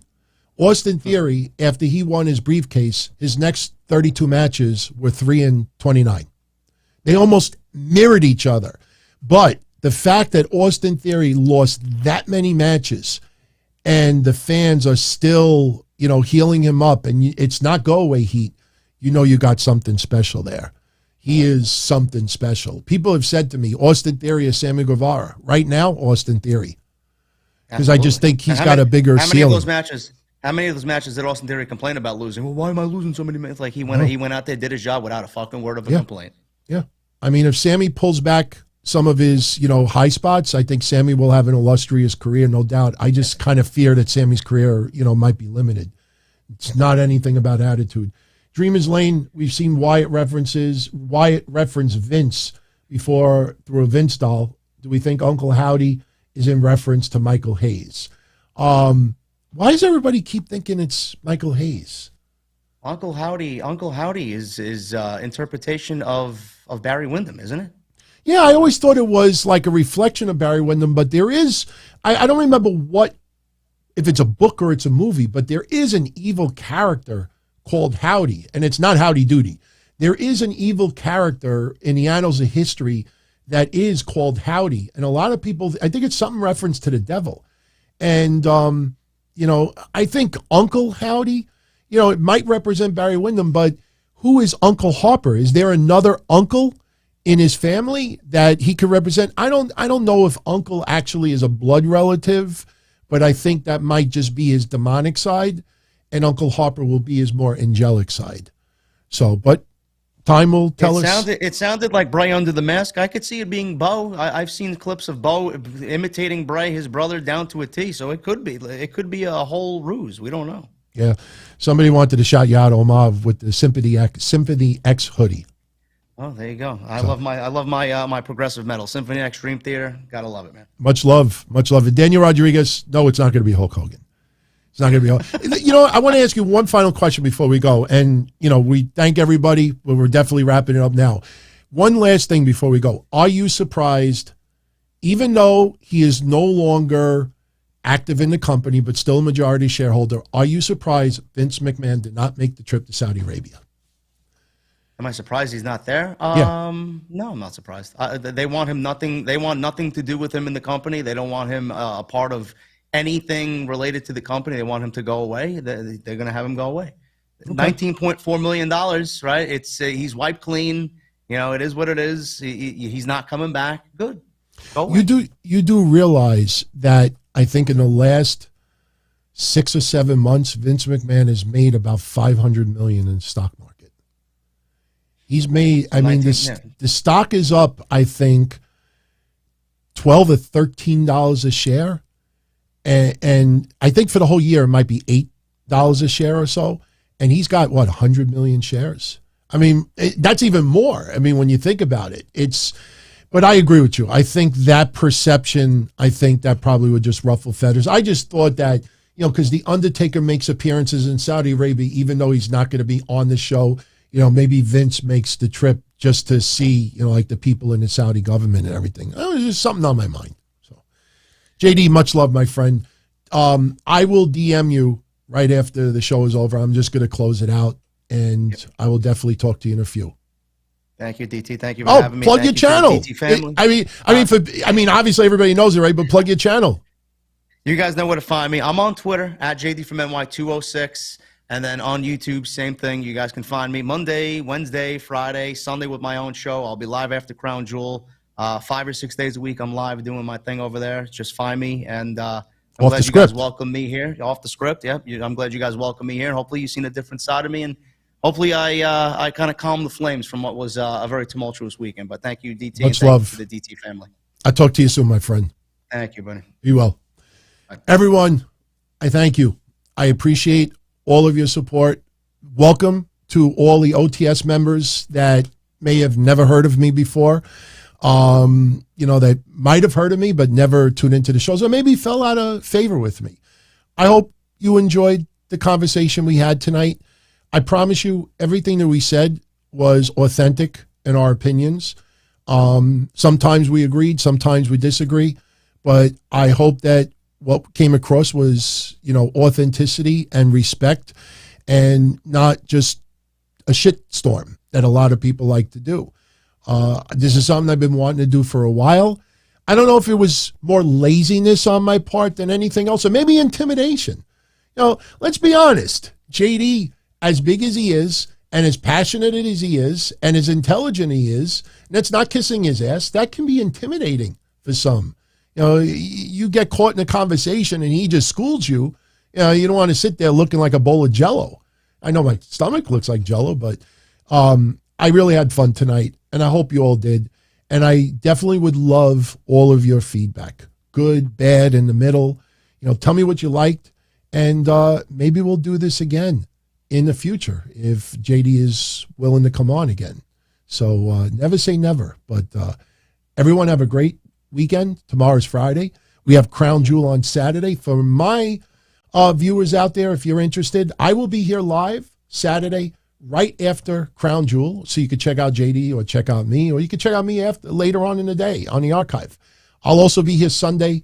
We'll probably do the sit down and the Don Tony show, kind of a split show, since I will not be doing the Don Tony show on Saturday morning. No Saturday morning show. We're going to do Crown Jewel instead. But much love, JD. Thank you again, my friend. Great conversation. And I hope those within the wrestling business, if you're watching, and by the way, if you happen to be watching and you got all the way to the end of this, I don't care who you are, but I'm very grateful that you tuned in for this long. But I hope one thing came across tonight. There might be a lot of extreme criticism, and it might be a little bit deeper than maybe what some of you are used to. But understand, it is not out of malice, and it's not out of vendetta, and it's not out of any type of, racial or bigotry or anything like that. It's just, we're very picky. We're very picky. And we want to be entertained to the fullest. That's just how we are. So no disrespect intended, and hopefully no disrespect taken on anybody's part. So be well, everybody. Much love. If you enjoyed that show, you know what to do. Smash that thumbs up. If you know anyone out there that may actually like the channel, let them know about it. I appreciate everybody who tuned in, whether live or on the archive, and you all be well. Much love. Have a good night, everybody. To me, those goody-good people who work shitty jobs for bum paychecks and took the subway to work every day and worried about their bills were dead. I mean, they were suckers. They had no balls. If I wanted something, I just took it. I ran everything. I paid the bills. I paid the host. I even paid the masked maniac. Everybody had their hands out. Everything was for the taking. We always called each other good fellas. You would always hear from somebody. You're gonna like Don Tony. He's all right. He's a good fella. He's one of us.